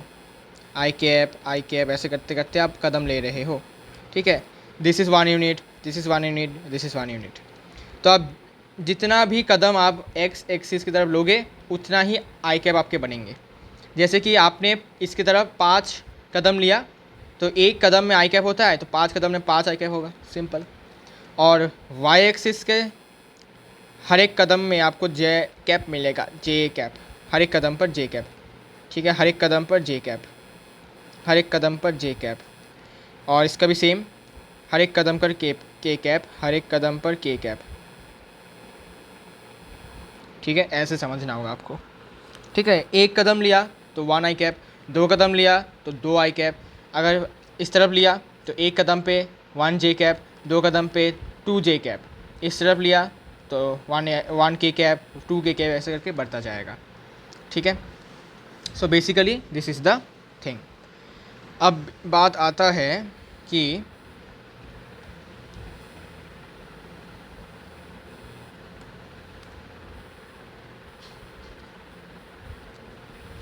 एक वेक्टर को लिखा कैसे जाता है, ठीक है, ये बहुत इंपॉर्टेंट है। वेक्टर ए अगर मैं आपसे कहूँ, ठीक है, ये जो वेक्टर ए है इसको लिखेंगे कैसे, मतलब जैसे कि आपसे मैं ऐसा कहूँ कि स्पीड इक्वल टू 10 मीटर पर सेकेंड, तो हमने एक क्वांटिटी लिखा, स्केलर क्वांटिटी, फिर मैंने उस स्केलर क्वांटिटी का मैग्नीट्यूड लिखा और फिर मैंने उसका यूनिट लिखा। डायरेक्शन तो नहीं होता, तो बस यूनिट।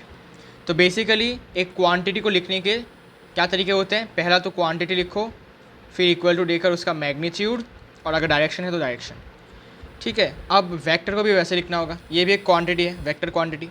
अब इसको लिखने का तरीका होगा, सबसे पहले इसका हमें क्या लिखना होगा, मैग्नीट्यूड लिखना होगा, सही बात है। सबसे पहले इसका मैग्नीट्यूड लिखना होगा, और मैग्नीट्यूड लिखने के बाद हमें क्या लिखना होगा, इसका डायरेक्शन। और इसके डायरेक्शन को हम कैसे रिप्रेजेंट करेंगे, ए कैप से। इसको हम ए कैप से रिप्रेजेंट करते हैं। This is the method to write a vector, ठीक है। एक वेक्टर का वैल्यू कैसे निकालेंगे, एक वेक्टर का लिखने का तरीका होता है, पहले इसका मैग्नीट्यूड इनटू इसका डायरेक्शन, ठीक है। जैसे कि अगर मैं आपसे कहूँ कि एक वेक्टर है ए, जिसमें मैंने 2 कदम एक्स एक्सिस की तरफ, 3 कदम वाई एक्सिस की तरफ गया, तो अब मैं चाहता हूँ कि इस वेक्टर को मैं रिप्रेजेंट करूँ इस फॉर्म में, मैग्नीट्यूड इनटू दिस। तो कैसे करूँगा, सिंपली मुझे इसका मैग्नीट्यूड निकालना होगा और फिर इसका डायरेक्शन भी निकालना होगा कि कौन से डायरेक्शन में गया वेक्टर। तो ऐसे वेक्टर को लिखा जाता है, ये आपको समझना होगा।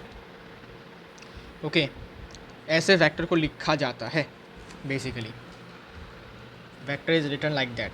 ठीक है, मैग्नीट्यूड एंड डायरेक्शन।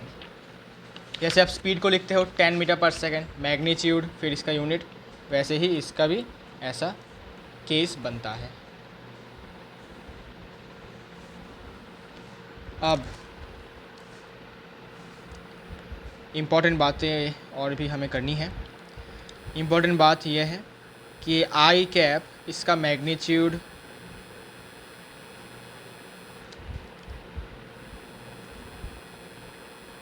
इसका मैग्नीट्यूड जे कैप का मैग्नीट्यूड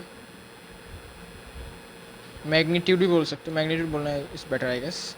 इसका मैग्नीट्यूड और इसका मैग्नीट्यूड सबका मैग्नीट्यूड सेम होता है।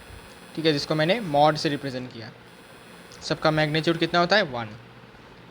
ठीक है, इन तीनों का मैग्नीट्यूड 1 होता है। ठीक है, तो अगर मैं एक वेक्टर लिख रहा हूँ, a vector along x axis can be written as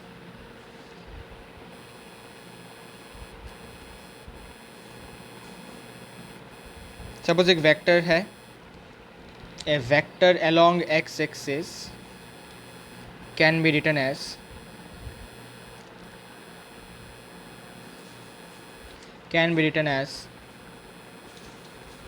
vector a equal to इसका मैग्नीट्यूड इनटू इसका डायरेक्शन जो कि है आई कैप।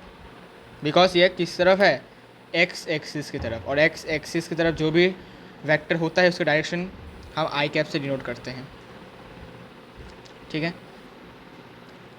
और अगर यही एक्स एक्सिस की तरफ ना होकर वाई एक्सिस की तरफ होता, so a vector along y axis will be written as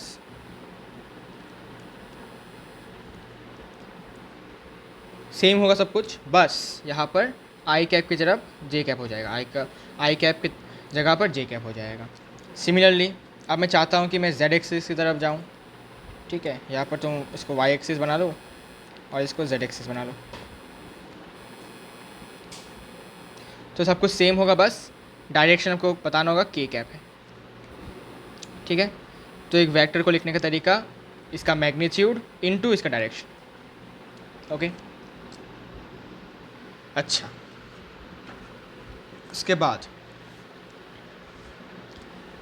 अब हम बात करने जा रहे हैं, इम्पॉर्टेंट है ये कि ज़ीरो वेक्टर जो है या फिर नल वेक्टर जो है, इसकी कुछ प्रॉपर्टीज़ भी हैं। ठीक है, उसके बारे में बात कर लेते हैं। Properties of null vector. Properties of null vector. Null vector के क्या क्या प्रॉपर्टीज़ हैं? ठीक है, इसके बाद हम थोड़ा सा प्रैक्टिस कर लेंगे कि वेक्टर का मैग्नीट्यूड कैसे निकालना होता है और डायरेक्शन कैसे निकालना होता है, उसके बारे में बात करेंगे। ठीक है, number 1 property is when a vector is added to zero vector we get the same vector.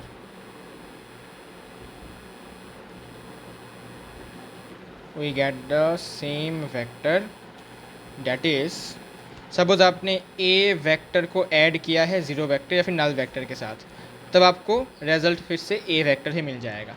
ठीक है, कोई चेंज नहीं होगा, ए वेक्टर ही मिलेगा। नंबर 2, अब ऐसे ही अगर आप सब्ट्रैक्ट करोगे तब भी आपको सेम ही मिलेगा, सब्ट्रैक्ट करने के बाद भी सेम ही मिलेगा। When a vector is subtracted,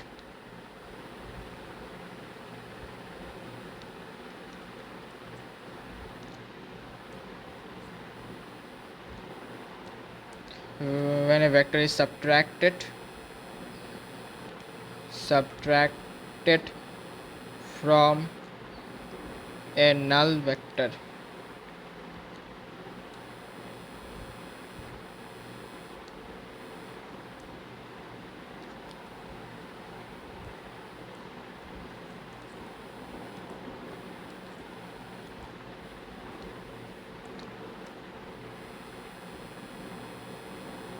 from null vector we get the same vector.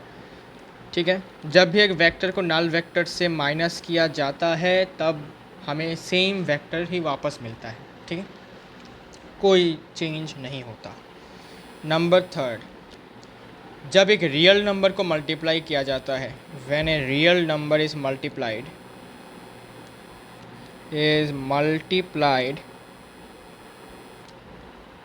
Bye A zero vector,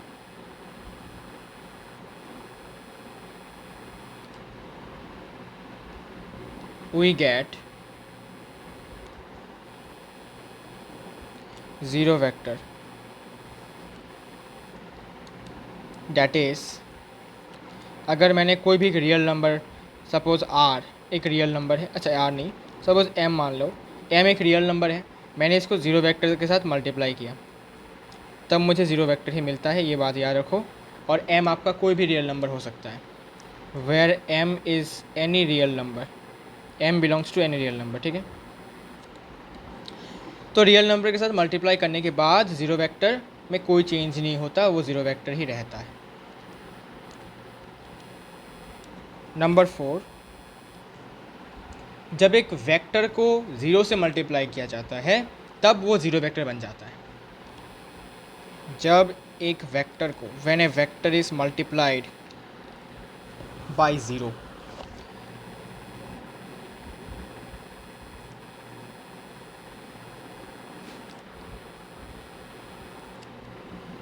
we get zero vector, that is 0 into any vector, suppose vector a gives us zero vector। किसी भी vector में हम zero से multiply करेंगे तो हमें zero vector मिलता है। ये कुछ प्रॉपर्टीज़ ज़ीरो वेक्टर के आपको या फिर नल वेक्टर के आपको याद रखने हैं। ठीक है, अच्छा, ओके, ठीक है, ऑल फाइन, ओके। नाउ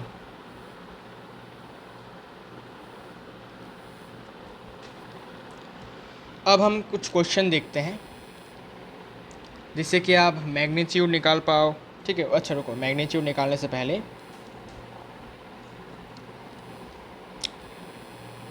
यहाँ पर हेडिंग डाल दो, to find the magnitude of any vector.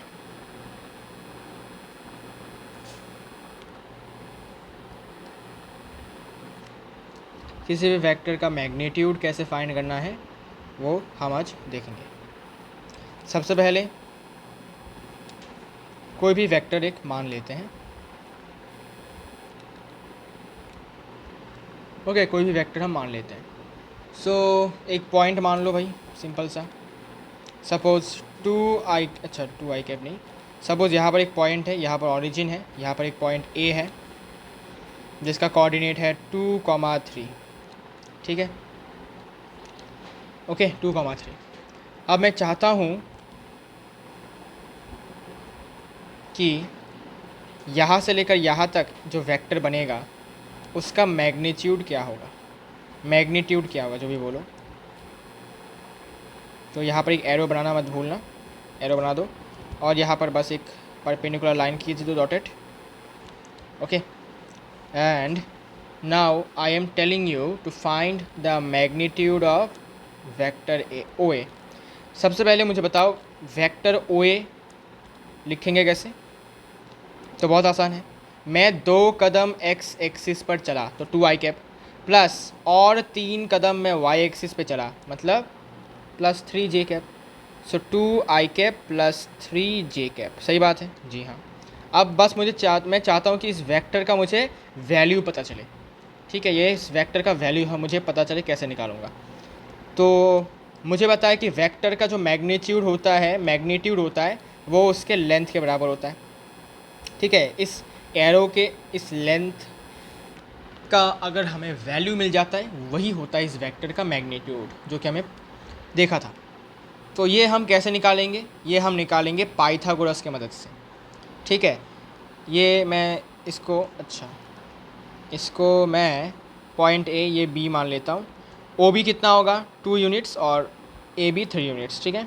अच्छा, तो बेसिकली हम इसको आराम से पाइथागोरस की मदद से हाइपोटेन्यूज निकाल सकते हैं, और जो हाइपोटेन्यूज होगा वही होगा आपके वेक्टर का मैग्नीट्यूड, ठीक है। So the magnitude of the vector can be written like this, mod लगाकर भी लिख सकते हो या फिर सिर्फ और सिर्फ ओ ए भी लिख सकते हो, कोई दिक्कत वाली बात नहीं। Equal to O A equal to hypotenuse निकाल का फॉर्मूला क्या था भाई, base square plus perpendicular square का रूट। तो बेस हमारा 2 है इसका स्क्वायर प्लस परपेंडिकुलर 3 है इसका स्क्वायर, ठीक है।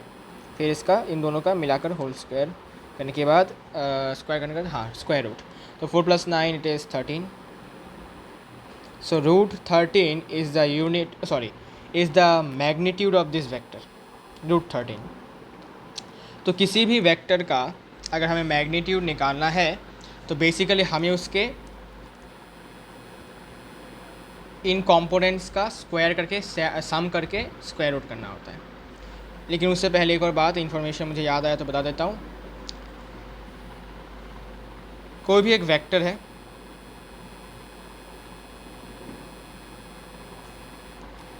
ठीक है, उसको ऐसे लिखा जाता है ए एक्स आई कैप प्लस बी वाई जे कैप प्लस सी Z K cap.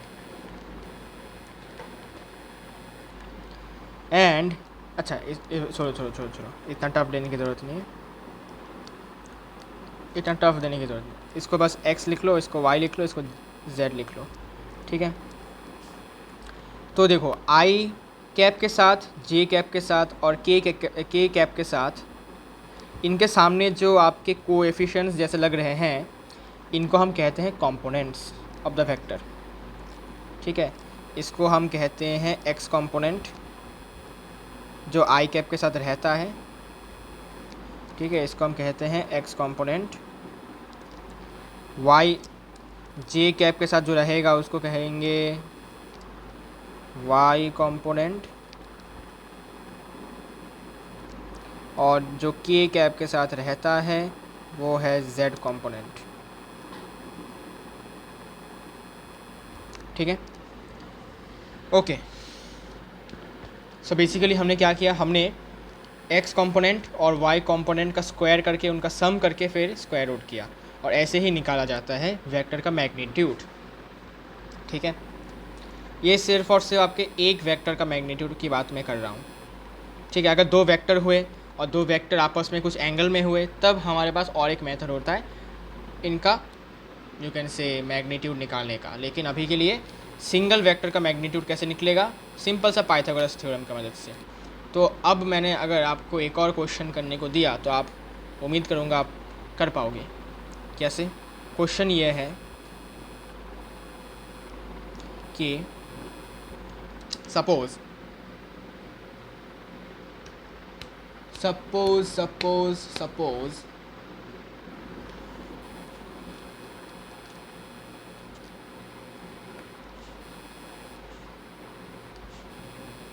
y axis x axis एक पॉइंट है P जिसका कोऑर्डिनेट है 5,7, ठीक है, 5,7, और ये मैं चाहता हूँ कि आप OP वेक्टर का पहले वैल्यू बताओ, फिर OP वेक्टर का मैग्नीट्यूड बताओ, फिर OP वेक्टर का डायरेक्शन बताओ, ठीक है। डायरेक्शन बताओ मतलब OP कैप, टोपी पहना दिया, ठीक है। बताओ क्या होगा। पहले तो OP वेक्टर निकालना बहुत इजी है। मैं कैसे किया, मैं 5 कदम x एक्सिस की तरफ चला तो 5i कैप, प्लस 7 कदम चला मैं y एक्सिस की तरफ तो प्लस 7j कैप, तो it will B 5i cap plus 7j cap. बहुत आसान। मैग्नीट्यूड कैसे निकालना होता है, x कंपोनेंट का स्क्वायर प्लस y कंपोनेंट का स्क्वायर, फिर इन दोनों का स्क्वायर रूट। तो 5 स्क्वायर प्लस 7 स्क्वायर रूट के अंदर। 25 + 49 कितना होता है बताओ? 25 + 49 it is 74, right? 74, root 74, root 74। This is the magnitude of your vector. अब डायरेक्शन कैसे निकालेंगे? मैंने आपको क्या बताया था? मैंने आपको एक बात बताया था। क्या बात है?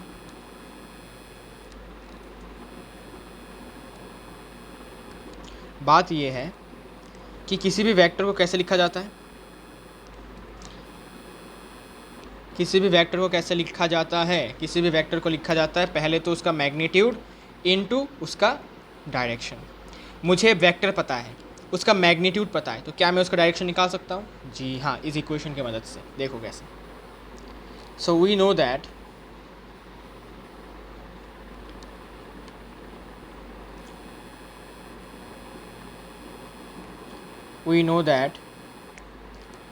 OP वेक्टर ये किसके बराबर होगा?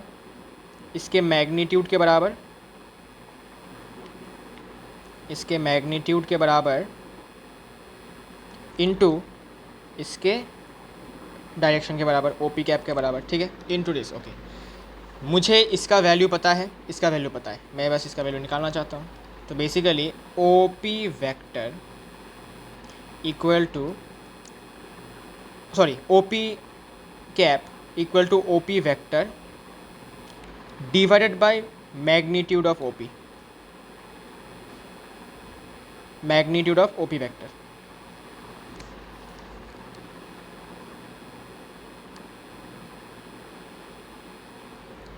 ये है किसी भी वेक्टर का डायरेक्शन निकालने का technique.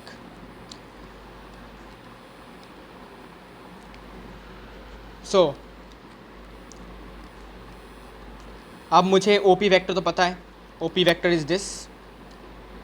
So 5i cap plus 7j cap divided by, इसका मैग्नीट्यूड कितना है इस वेक्टर का? मैग्नीट्यूड भी निकाला है, कितना? Root 74। So it will be divided by root 74। इसको अलग करके लिखो तो ये हो जाएगा 5/√74 i cap plus 7/√74 j cap. ये आपका वेक्टर होगा। अब बहुत लोग सोचेंगे ये कैसा डायरेक्शन है भाई, ये तो खतरनाक डायरेक्शन लग रहा है भाई। हमने तो डायरेक्शन मतलब पहले पढ़ा था north east, south east, north south, ये तो भाई कुछ अलग ही लेवल का डायरेक्शन है। तो एज आई सेड कि हमारे यूनिवर्स में इनफाइनाइट नंबर ऑफ डायरेक्शंस होती है, उनमें से ये एक डायरेक्शन है, ठीक है। अब एक प्रूफ देखो मेरा कि ये जो डायरेक्शन है ये किसका डायरेक्शन है? यूनिट वेक्टर का, ठीक है। ये एक यूनिट वेक्टर का डायरेक्शन बता रहा है, मतलब ये बेसिकली एक यूनिट वेक्टर है सिंपली, ठीक है। This is A unit vector, this is A unit vector because के कैप क्या है? एक यूनिट वेक्टर। जे कैप क्या है? एक यूनिट वेक्टर। आई कैप क्या है? एक यूनिट वेक्टर। वैसे ही OP कैप क्या है? एक यूनिट वेक्टर। अब मैं अगर इस OP वेक्टर का अगर मैं मैग्नीट्यूड निकालूं, ये यूनिट वेक्टर है, वेक्टर का मैग्नीट्यूड निकालना हमें आता है, तो बेसिकली इसका मैग्नीट्यूड अगर मैं निकालूं तो मुझे 1 मिलेगा। कैसे? किसी भी वेक्टर का मैग्नीट्यूड निकालने के लिए हम उसके x कंपोनेंट और y कंपोनेंट का स्क्वायर करके फिर उसका स्क्वायर रूट करते हैं।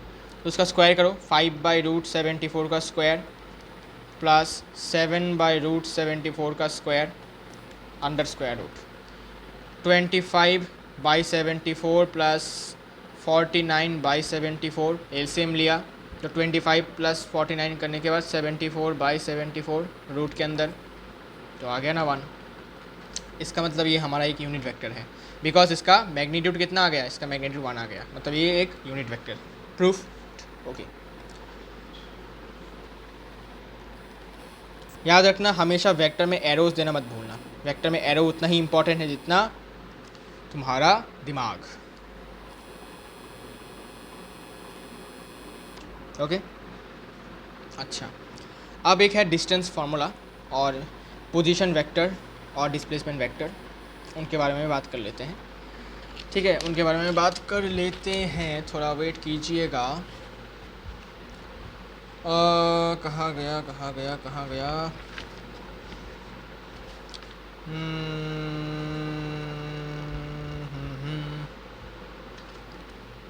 Okay let's go. So first of all हम क्या बात करने वाले थे, हम बात करने वाले थे, क्या बात करने वाले थे भाई, अरे क्या बात करने वाले थे, हाँ डिस्टेंस फार्मूला के बारे में बात करने वाले थे। डिस्टेंस फार्मूला,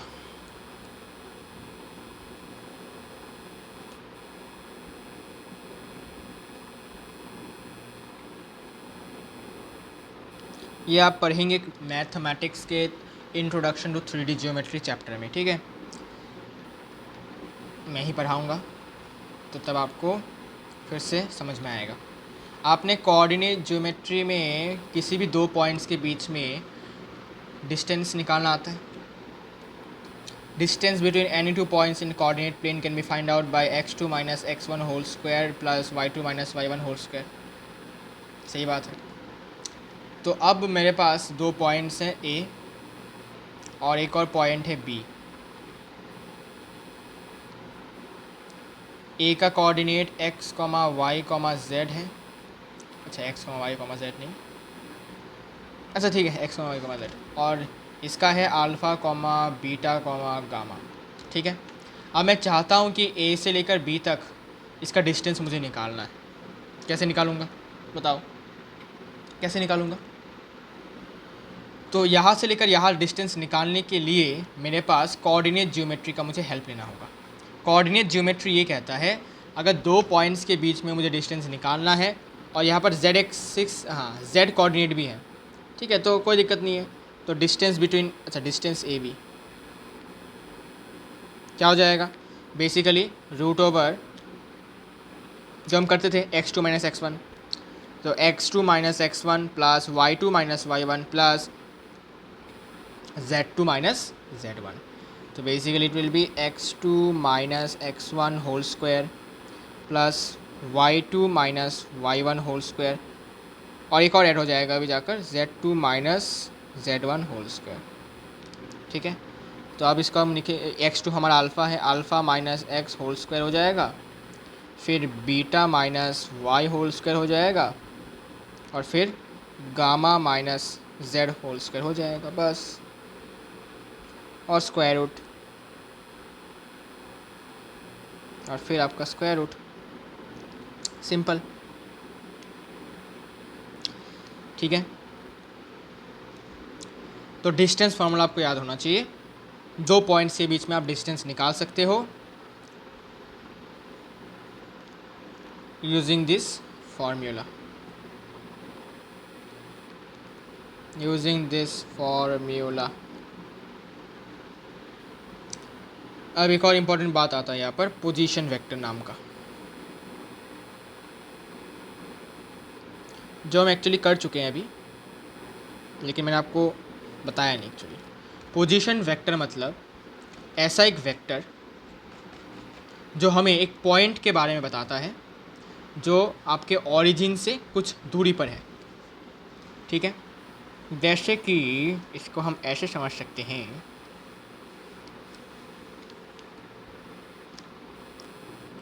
ये y एक्सिस, ये x एक्सिस, ठीक है जी हाँ। अब मानो कि यहाँ पर एक पॉइंट A है और इसका कोऑर्डिनेट है x, y, ठीक है। अब मैं चाहता हूँ कि मुझे पता चले कि ओरिजिन से इसका डिस्टेंस कितना है, ठीक है। तो मैं चाहता हूँ कि एक वेक्टर आके मुझे बता के चला जाए कि भाई यहाँ से ओरिजिन से इस वाले पॉइंट का डिस्टेंस कुछ कुछ होगा। तो वेक्टर क्या बोलेगा मुझे, देखो ये ओरिजिन है, ये हमारा पॉइंट है, तो मैंने एक वेक्टर ड्रॉ किया यहाँ से यहाँ तक। अब ये वेक्टर जो है ये मुझे ए पॉइंट के बारे में बताएगा, ठीक है, इस ए पॉइंट के पोजीशन के बारे में बताएगा। सो ओ ए, तो ओ ए वेक्टर, तो मैं बेसिकली x कदम x एक्सिस पे चला तो x I cap, plus y कदम मैं चला y एक्सिस पर तो y जे कैप, तो क्या बन गया x I cap plus y J cap. तो basically O A vector is a position vector because it tells us about a point which is x, y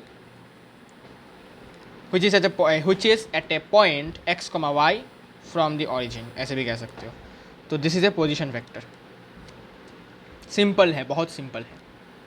position vector का magnitude निकालना आपको आता है कैसे? ओ ए वेक्टर का magnitude निकालना कैसे होता है बताओ? क्या हो गया भाई?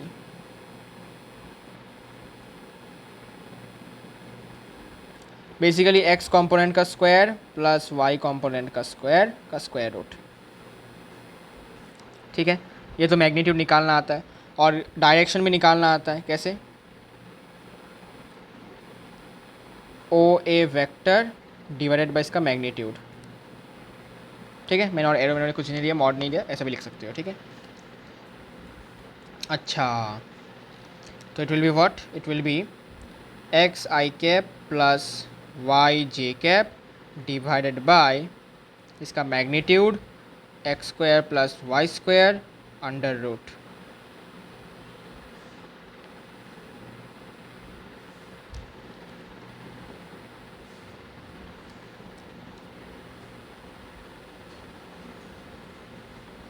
Okay, so this is your position vector. तो पोजीशन वेक्टर हमें पोजीशन के बारे में बताता है, किसी भी पॉइंट का ओरिजिन से कितना दूरी पर है वो। और फिर आता है आपका, अच्छा, ये तो position vector in a plane है। ठीक है, इन प्लेन, इन ए प्लेन। अब अगर मैं पोजीशन वेक्टर इन स्पेस की बात करूँ, मतलब थ्री डायमेंशनल की बात करूँ, तो थोड़ा सा अलग हो जाएगा। ठीक है, सेम ही है, देखो बस। पोजीशन वेक्टर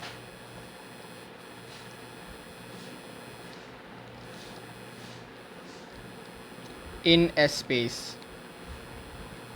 किसी भी स्पेस में कैसे निकालते हैं? स्पेस मतलब यहाँ पर तीनों के तीनों कोऑर्डिनेट्स होंगे एक्स वाई जेड, जबकि यहाँ पर दो कोऑर्डिनेट्स थे एक्स और वाई, यहाँ पर तीन कोऑर्डिनेट्स होंगे एक्स वाई जेड। ठीक है, देखिएगा,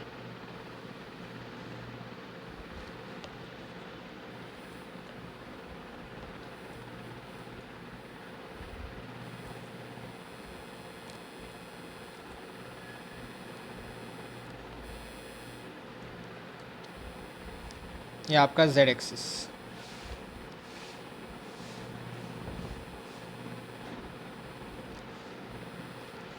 so this is your z axis. okay, this is your origin। origin से मान लेते हैं एक पॉइंट यहाँ पर है, point P। Okay,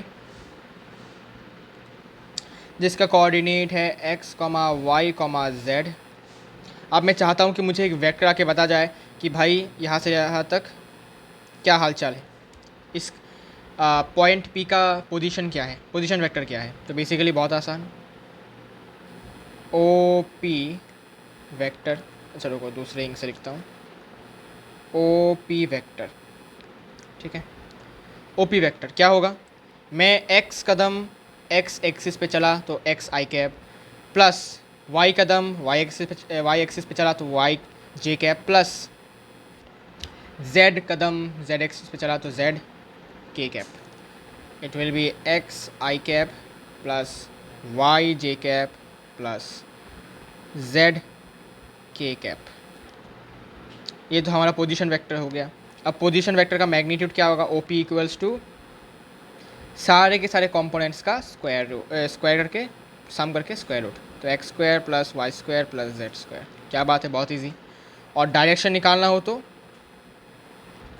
x I cap plus Y J cap plus Z K cap divided by इसका मैग्नीट्यूड। मैग्नीट्यूड कितना है भाई?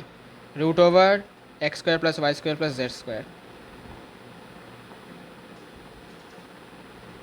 ये हो गया, वेरी इजी। ठीक है, तो मैग्नीट्यूड मैंने बता दिया है पोजीशन वेक्टर का। ये स्पेस में, स्पेस मतलब 3 डायमेंशनल और प्लेन मतलब 2 डायमेंशनल। प्लेन में 2 कोऑर्डिनेट्स रहेंगे और स्पेस में आपके 3 कोऑर्डिनेट्स। ठीक है, okay, then we have our displacement vector. Displacement vector, displacement vector क्या होता है? ठीक है, देखते हैं। Displacement vector it is in a plane. Okay, plane मतलब दो कोऑर्डिनेट्स रहेंगे एक्स और वाई. तो सपोज़ एक वेक्टर, ठीक है, पहले एक पार्टिकल है जो पहले पॉइंट ए पर था फिर पॉइंट बी पर गया. तो मुझे बताओ एक ऐसा वेक्टर मुझे चाहिए जो मुझे इस पार्टिकल का डिस्प्लेसमेंट बताए. तो हमने यूज़ किया डिस्प्लेसमेंट वेक्टर. ठीक है, मान लेते हैं इस वाले पॉइंट का कोऑर्डिनेट x1, y1 है और इस वाले पॉइंट का कोऑर्डिनेट x2 y2 है. सो now I want to find out the displacement vector. ठीक है, displacement vector. So basically suppose मैं ए से बी तक गया, इंक चेंज्ड, ए से बी तक गया. ठीक है, ए से बी गया, हेड इस तरफ होगा. So displacement vector will be vector A B.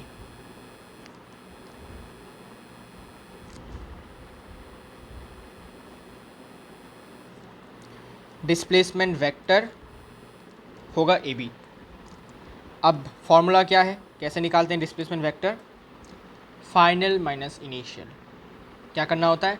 Final minus initial vector. Final vector कितना है उसको माइनस करो इनिशियल वेक्टर से.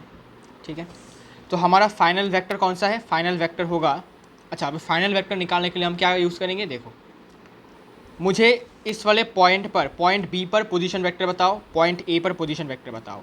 तो मैंने पहले तो भाई ऑरिजिन को लिया, हमारे ऑरिजिन चाचा को, ऑरिजिन ओ.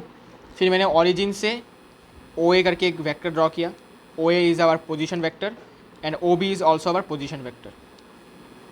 ठीक है, ओके.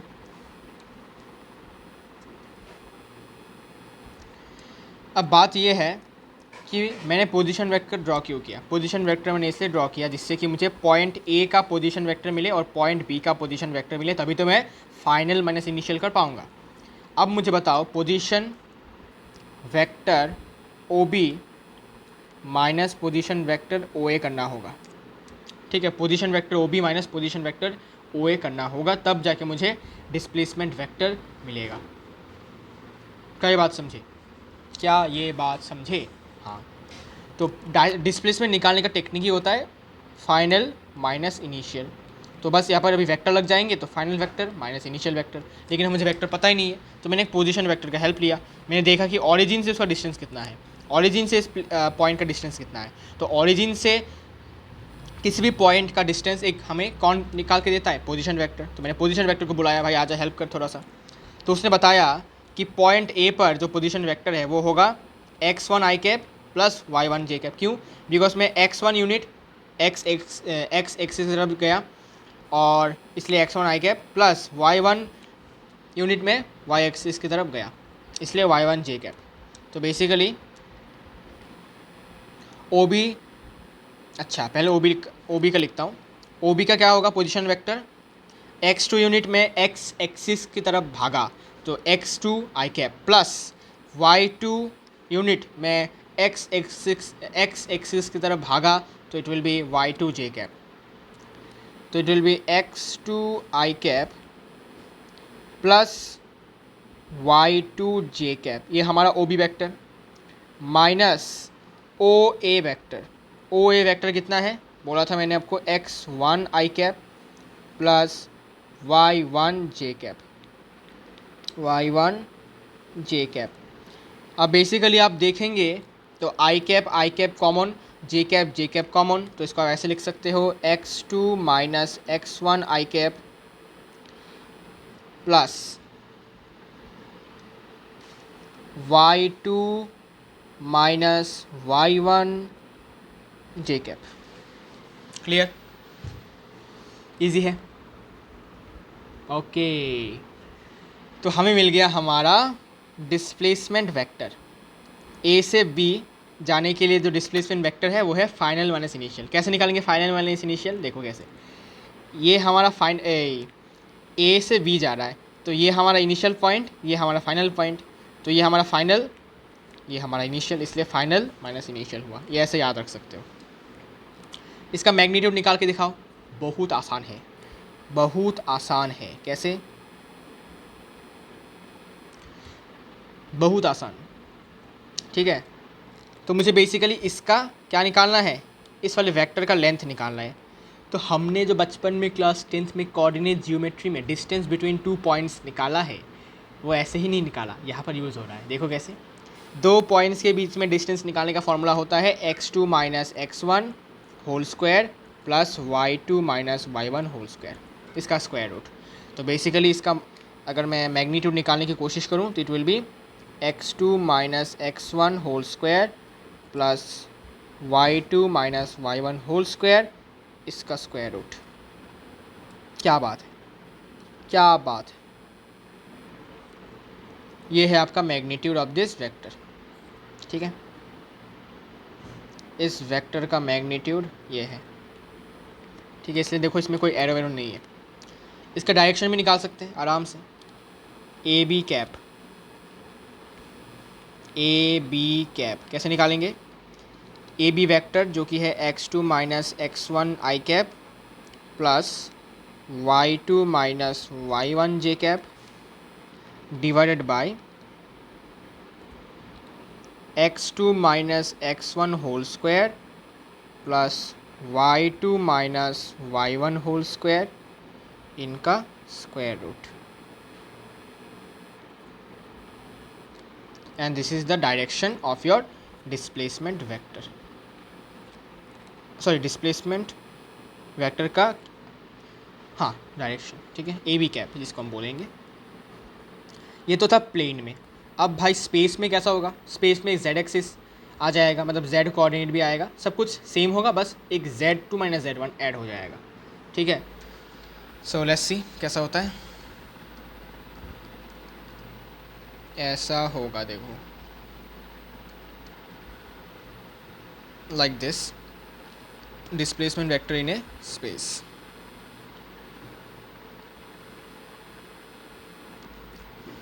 डायग्राम को मैं कॉपी कर लेता हूँ फिर से।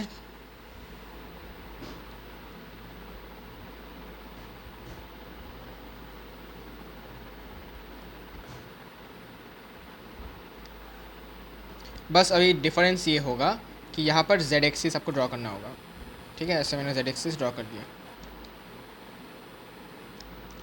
और z एक्सिस ड्रॉ करने के बाद आपको यहाँ पर कोऑर्डिनेट्स में कॉमा z1 भी ले लो और यहाँ पर कॉमा z2 ले लो, और बाकी का सेम। ठीक है, बाकी सब कुछ सेम। अब okay, now we have to find displacement vector. Again displacement vector मतलब ए बी वेक्टर। ठीक है, यहाँ से यहाँ, अगर हो सकता है मैं बी से जा रहा हूँ तब भी सेम होगा। ठीक है, फाइनल माइनस इनिशियल। चलो भाई अब एक काम करते हैं, बी से ए जाते हैं। ठीक है, बी से ए जाते हैं। चलो अब मैं बी से ए जा रहा हूँ। ठीक है, बी से ए जा रहा हूँ, तो what will be our displacement vector? B A vector.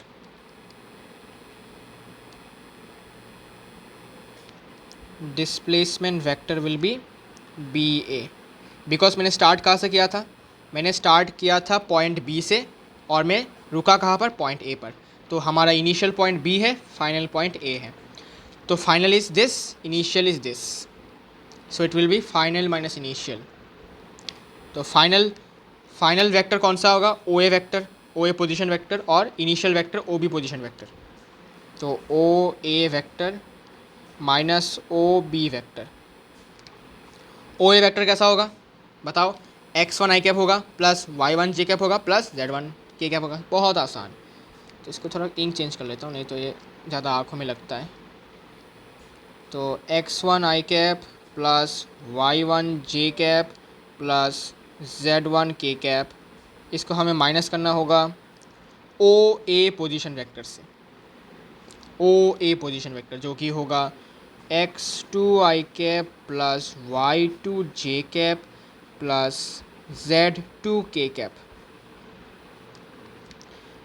यहाँ से कॉमन ले लो, it will be x1 minus x2 i cap plus y1 minus y2 j cap plus z1 minus z2 k cap, final minus initial. ठीक है भाई, तो हमें अपना डिस्प्लेसमेंट वेक्टर मिल गया है from point B to A, from point B to A. Now find its magnitude. Magnitude find करने का मैंने आपको डिस्टेंस फार्मूला दे के रखा है। कहा गया डिस्टेंस फार्मूला, डिस्टेंस फार्मूला ये रहा डिस्टेंस फार्मूला। ठीक है, so distance formula is x2 minus x1, right. लेकिन यहाँ पर x2 कौन है? यहाँ पर x2 ये है, x1 ये है, बिकॉज हमने स्टार्ट कहाँ से किया था? हमने स्टार्ट किया था यहाँ से और फाइनल एंड हुआ यहाँ पर। तो जो एंड है या फिर फाइनल पॉइंट है उसके कोऑर्डिनेट्स को हम x2 मानते हैं। ठीक है, और जो इनिशियल पॉइंट है उसके कोऑर्डिनेट्स को हम y1 x1 मानते हैं, जो भी बोलो। तो बेसिकली b1 का ये हो जाएगा डिस्टेंस फार्मूला की मदद से x1 minus x2 whole square plus y1 minus y2 whole square plus z1 minus z2 whole square. ठीक है, this is the magnitude. Now I have to find a direction b a cap. It will be x1 minus x2 I cap plus y1 minus y2 j cap plus z1 minus z2 k cap whole divided by root over of x1 minus x2 whole square plus y1 minus y2 whole square plus z1 minus z2 whole square. ठीक है, ये आपका direction मिल गया, समझे? ये आपका space में। ठीक है, मतलब z एक्सिस आ जाएगा, z कोऑर्डिनेट बस ऐड हो जाएगा, बाकी सब कुछ एकदम सेम। और मैंने यहाँ पर उल्टा लिया है, पहले मैंने a से b लिया था, ठीक है, अब मैंने b से a लिया है, जिससे कि आपको दोनों तरीके के आपको वैरायटी समझ में आए। ठीक है, दोनों में कोई अंतर नहीं है, बस डायरेक्शन का अंतर है। ठीक है, मैग्नीट्यूड सेम है। देखो, इसका मैग्नीट्यूड यहाँ से यहाँ तक अगर वेक्टर में लूँगा तो वही वेक्टर यहाँ से यहाँ पर भी होगा। Direction is opposite but it is magnitude wise it is same, so we can say that are negative vectors.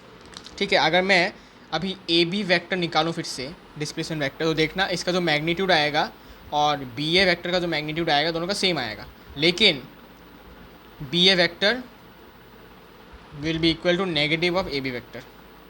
ठीक है, that's why they are called negative vector because magnitude same but opposite direction. पढ़ाया था आज मैंने definition में। तो this is displacement vector in case of space and this is in case of plane, और वैसे ही position vector in case of space, in case of this. Position vector मतलब ऑरिजिन से कितना दूर है वो वेक्टर, और डिस्प्लेसमेंट वेक्टर मतलब दो पॉइंट्स के बीच में जो वेक्टर है वो। ठीक है, इनिशियल और फाइनल पोजीशन और फिर मूविंग पार्टिकल को एक वेक्टर से कनेक्ट करने के बाद हमें डिस्प्लेसमेंट वेक्टर मिल जाता है।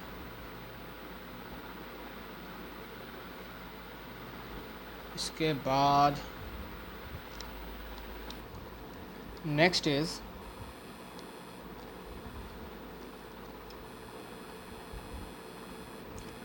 Multiplication of a vector by real number. किसी भी वेक्टर को अगर हम एक रियल नंबर से मल्टीप्लाई करते हैं तो क्या चेंजेस होता है, क्या वेक्टर बदल जाता है या क्या होता है, ये थोड़ा सा बातचीत करते हैं इसके लेकर। सो इसको मैं एक्चुअली इस तरफ लेके आता हूँ। यहाँ पर देखिए, किसी भी वेक्टर को जब मैं मल्टीप्लाई करता हूँ रियल नंबर से, the multiplication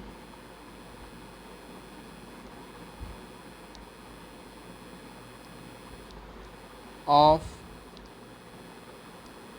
vector A by a real number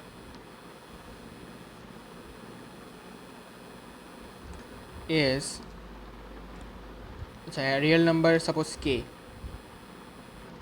is another vector।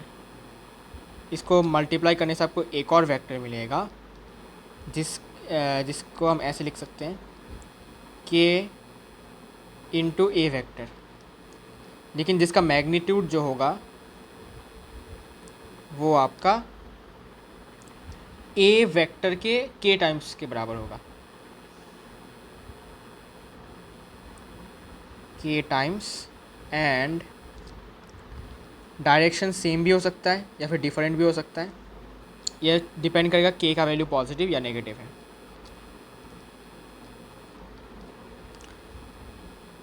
To that of vector a depending upon whether k is positive or negative। k positive है या नेगेटिव है उस पर डिपेंड करेगा कि आपका वेक्टर कौन से डायरेक्शन में होगा to that of the vector a। तो इसको ऐसे समझ सकते हो कि जैसे कि मेरे पास एक वेक्टर a है और मैंने एक और वेक्टर लिया, लेकिन उस वेक्टर के साथ मैंने एक रियल नंबर को मल्टीप्लाई किया, सपोज 2, ठीक है, सपोज 2। सो जो 2 होगा वो वेक्टर के लेंथ को बढ़ा देगा, मैग्नीट्यूड को बढ़ा देगा, ऑलमोस्ट इतना तो होगा ना, हाँ।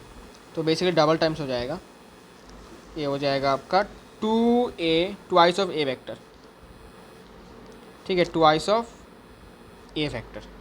इसका मतलब पहले तो a वेक्टर दिखने में ऐसा था और जब मैंने इसको 2 से मल्टीप्लाई किया तो इसी a वेक्टर के डबल टाइम्स मैग्नीट्यूड के बराबर ये वेक्टर बन जाएगा। और मैंने पॉजिटिव 2 के साथ मल्टीप्लाई किया तो सेम डायरेक्शन होगा, अगर नेगेटिव करता तो इस तरफ होता डायरेक्शन। ओके, तो रियल नंबर से मल्टीप्लाई करने के बाद एक और वेक्टर आपको मिलेगा जो ओरिजिनल वेक्टर के कुछ टाइम्स होगा, जितना टाइम्स आप दोगे कांस्टेंट, ठीक है ना, रियल नंबर जो भी हो सकता है। इसके बाद इसको ऐसे भी समझ सकते हो कि सपोज़ वेक्टर जो था वो इस तरफ देख रहा था a वेक्टर और आपने -2 से मल्टीप्लाई कर दिया, तो -2 से मल्टीप्लाई करोगे तो बेसिकली आपका ये इस तरफ बनेगा और डबल टाइम्स बनेगा, तो ये कुछ ऐसा बनेगा -2 टाइम्स a वेक्टर। तो a वेक्टर का जो लेंथ है, ठीक है, वो तो है ही, लेकिन उसका डबल हो जाएगा और माइनस से मतलब इस तरफ देखेगा, अभी डायरेक्शन इज ऑपोजिट, ठीक है, simple multiplication of a vector by real number, ठीक है। तो आज इतना ही रखते हैं, आज ज़्यादा लेक्चर को मैं लंबा नहीं करूँगा। नेक्स्ट लेक्चर में हम बात करेंगे कि दो वेक्टर्स को ऐड कैसे करते हैं, ठीक है, और रिजल्टेंट वेक्टर के बारे में बात करेंगे। कुछ लॉज हैं, triangle law, parallelogram law, polygon law, फिर देखा जाएगा आगे क्या कर सकते हैं, फिर सब्ट्रैक्शन ऑफ 2 वेक्टर, ठीक है, फिर आता है सबसे इम्पोर्टेंट, सबसे टफ, रिलेटिव वेलोसिटी, फिर रेजोल्यूशन ऑफ ए वेक्टर, फिर आएगा स्केलर प्रोडक्ट, डॉट प्रोडक्ट, फिर क्रॉस प्रोडक्ट, है ना। हाँ भाई, बहुत बड़ा चैप्टर है भाई, इसको ख़त्म करने में टाइम तो लगेगा, लेकिन न्यूमेरिकल्स भी साथ ही साथ हमें करने होंगे, न्यूमेरिकल्स में भी हमें अपना पकड़ बनाना होगा। फिर आएगा आपका motion in a plane with constant acceleration वाला part, and then projectile, circular motion, trajectory, etcetera, then our chapter will be finished. बहुत बड़ा चैप्टर है, टाइम लगेगा, पेशेंस चाहिए होगा। So see you all in the next lecture. Fresh होकर आइएगा तो सब कुछ समझ में आएगा। So take care and bye bye.